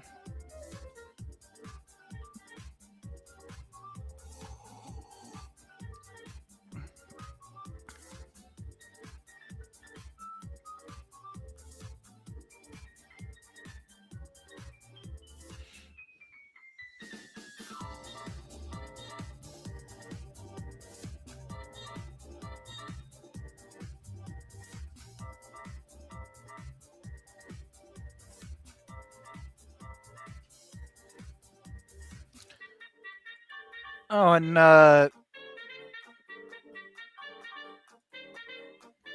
yeah, we had a bigot in the comments. I don't know if Alex, did you see that bigot? Did you get him? I just banned him through the interface here.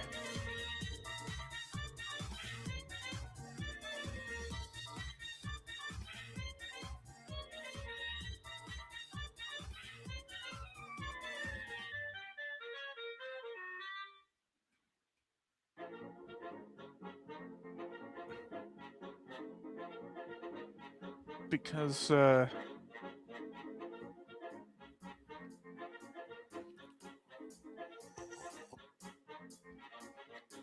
not when but Hurt Gamer says history is when cool gun and costume, not when mean words hurt my fifis. I mean that is a lot of what this is, right? That is very much what this is.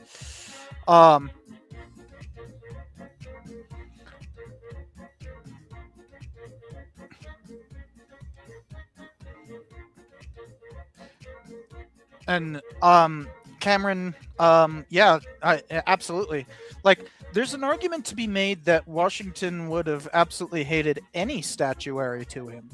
That he disliked even where he because in 1787 when Hamilton and Madison finally convinced him to preside over the what would eventually become the Constitutional Convention, though it was actually convened to amend the current Constitution at the time. They knew that having him preside over it would, as in be president, like that's literally what the word president mean is presiding officer. That's why there's like a president of the Senate, despite that not being the president of the United States. But so he was president of the convention, and even then he was very wary of how it would ultimately lend legitimacy to the convention by his mere presence. So he was very well aware of like the myth growing around him even before he assumed the presidency. In fact, when he ended up basically becoming very unpopular in his second term, he often spoke with his cabinet about like how it was kind of a relief that the Jay Treaty had like made so many people opposed to him, because then he might not be this like mythical figure to so many Americans. Didn't work out, but like, yeah, he very much wouldn't have liked this at all. But most people in their right minds don't like the deification statue. That, like, literally, I mean, like, that's why it's not in the Capitol. It was meant for the Capitol. And that's why it's now in the museum, because it's like an example of like how the deification can go too far. Though I will say, in the Capitol, if you look directly at the top of the Capitol dome, when you're inside, you can see the apotheosis of Washington, which is literally portraying him as a god there too. So, it's not like we don't have these kinds of symbols all over the place, but people just didn't like the statue itself. It was too weirdly godlike.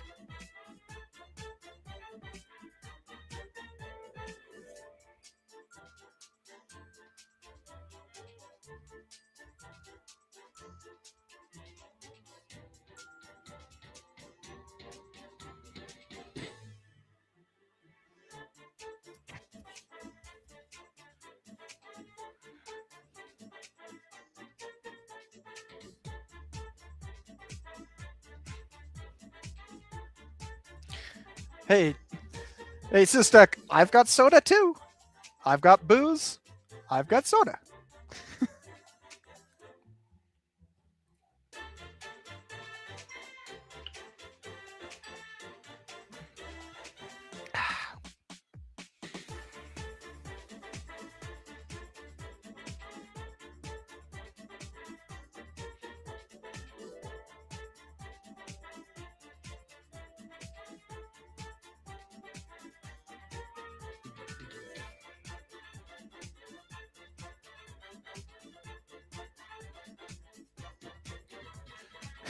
Buff Washington is basically what inspired half of Bioshock Infinite.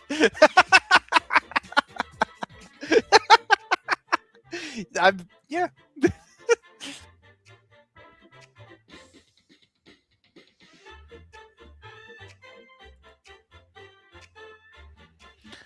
Okay, so let's continue on to the conclusion, and hopefully I can finally conclude this stream, because it's been 4 hours.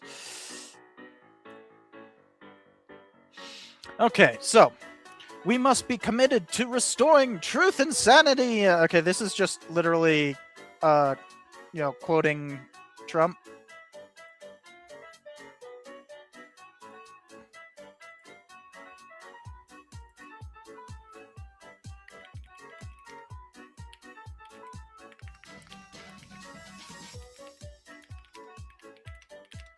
Quoting Trump doesn't make it true.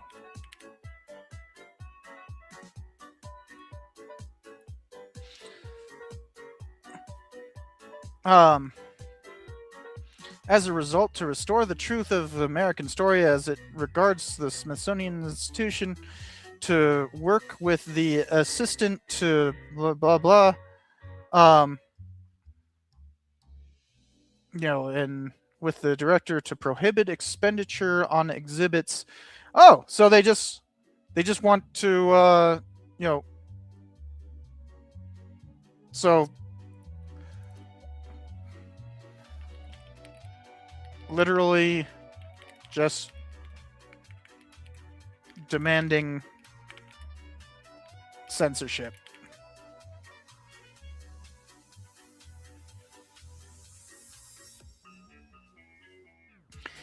Rather than part of a national trust for the diffusion of knowledge dedicated to explaining infinite rich, they took out the infinite richness thing. You complained about that earlier.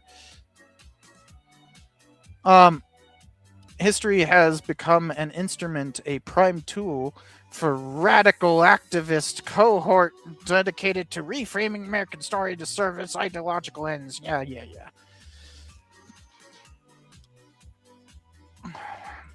In both theory and practice, NMAH is a clear institutionalized example of intersectional. There he is again. No, I wanted underline.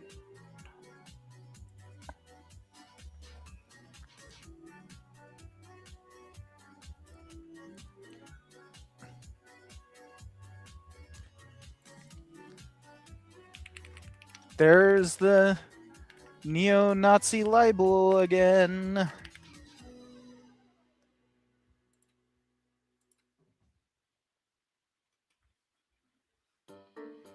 Today, the museum fails to place before millions who visit blah, blah, blah. Just quoting LBJ again. And it fails to live up to LBJ. Cool. Who fucking cares? As our nation celebrates its 250th anniversary, MAH has refused to celebrate the nation and its history. It has not created any exhibit dedicated to presenting a general narrative of American history. That's not what... You can't...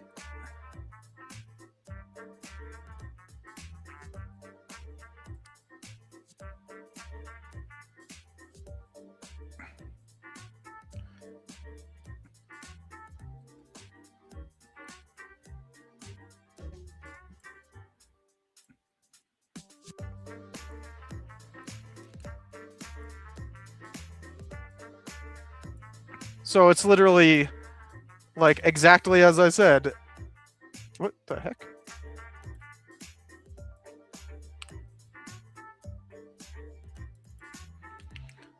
Why aren't they talking about the things I want in the way I want them to? Where?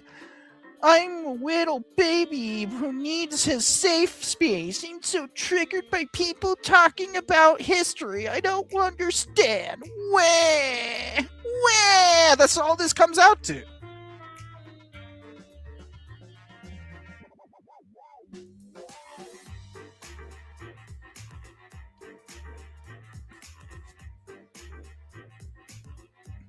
in short, the NMAH has failed to maintain the treasure house of our inheritance.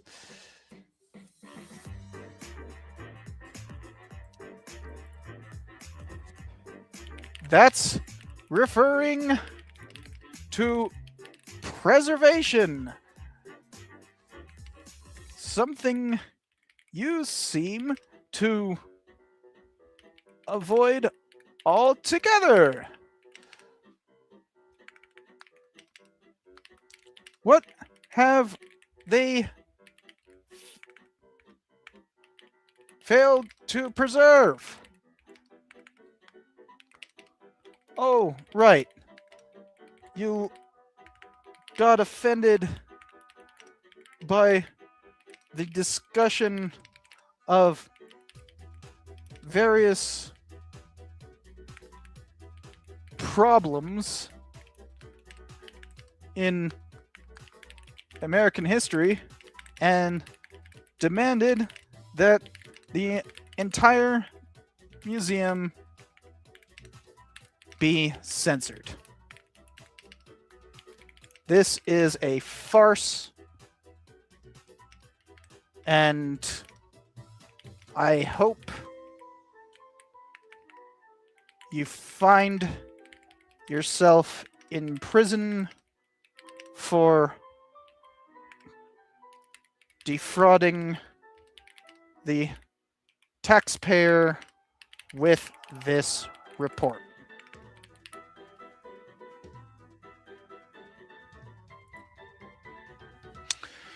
So, that's everything.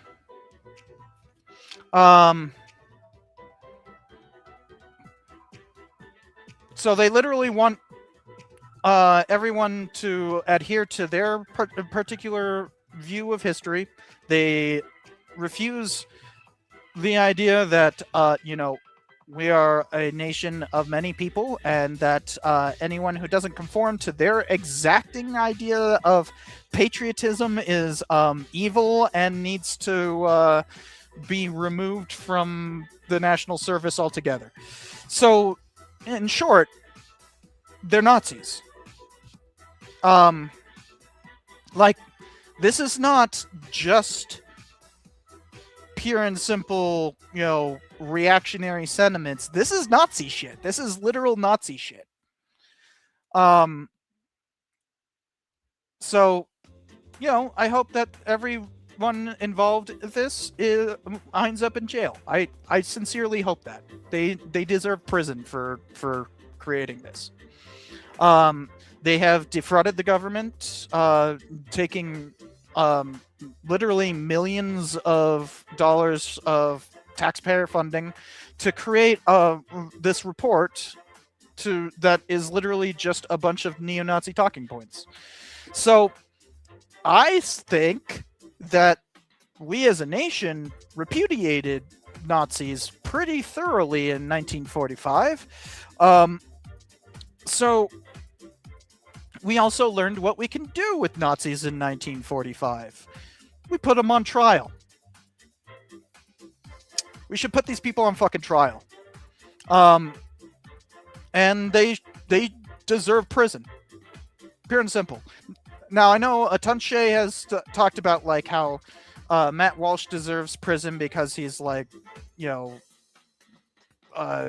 some vague version of violating human rights or whatever. No, this is straight up fraud. This entire report is fraud. Everyone involved, including the President of the United States, should have prison time for being involved in it. Everyone.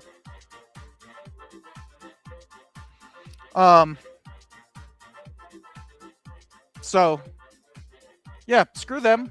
Screw everyone involved in it. And, we can see very clearly what the agenda is behind this entire thing. We can see what it takes to deny history, what it takes to, what the whole conspiracy theory they're functioning on, and how they're trying to make all of us conform to their ideology. Fuck Donald Trump. Fuck everyone involved with this. They're evil and deserve prison. I think that's all I need to say. Have a good night, everybody.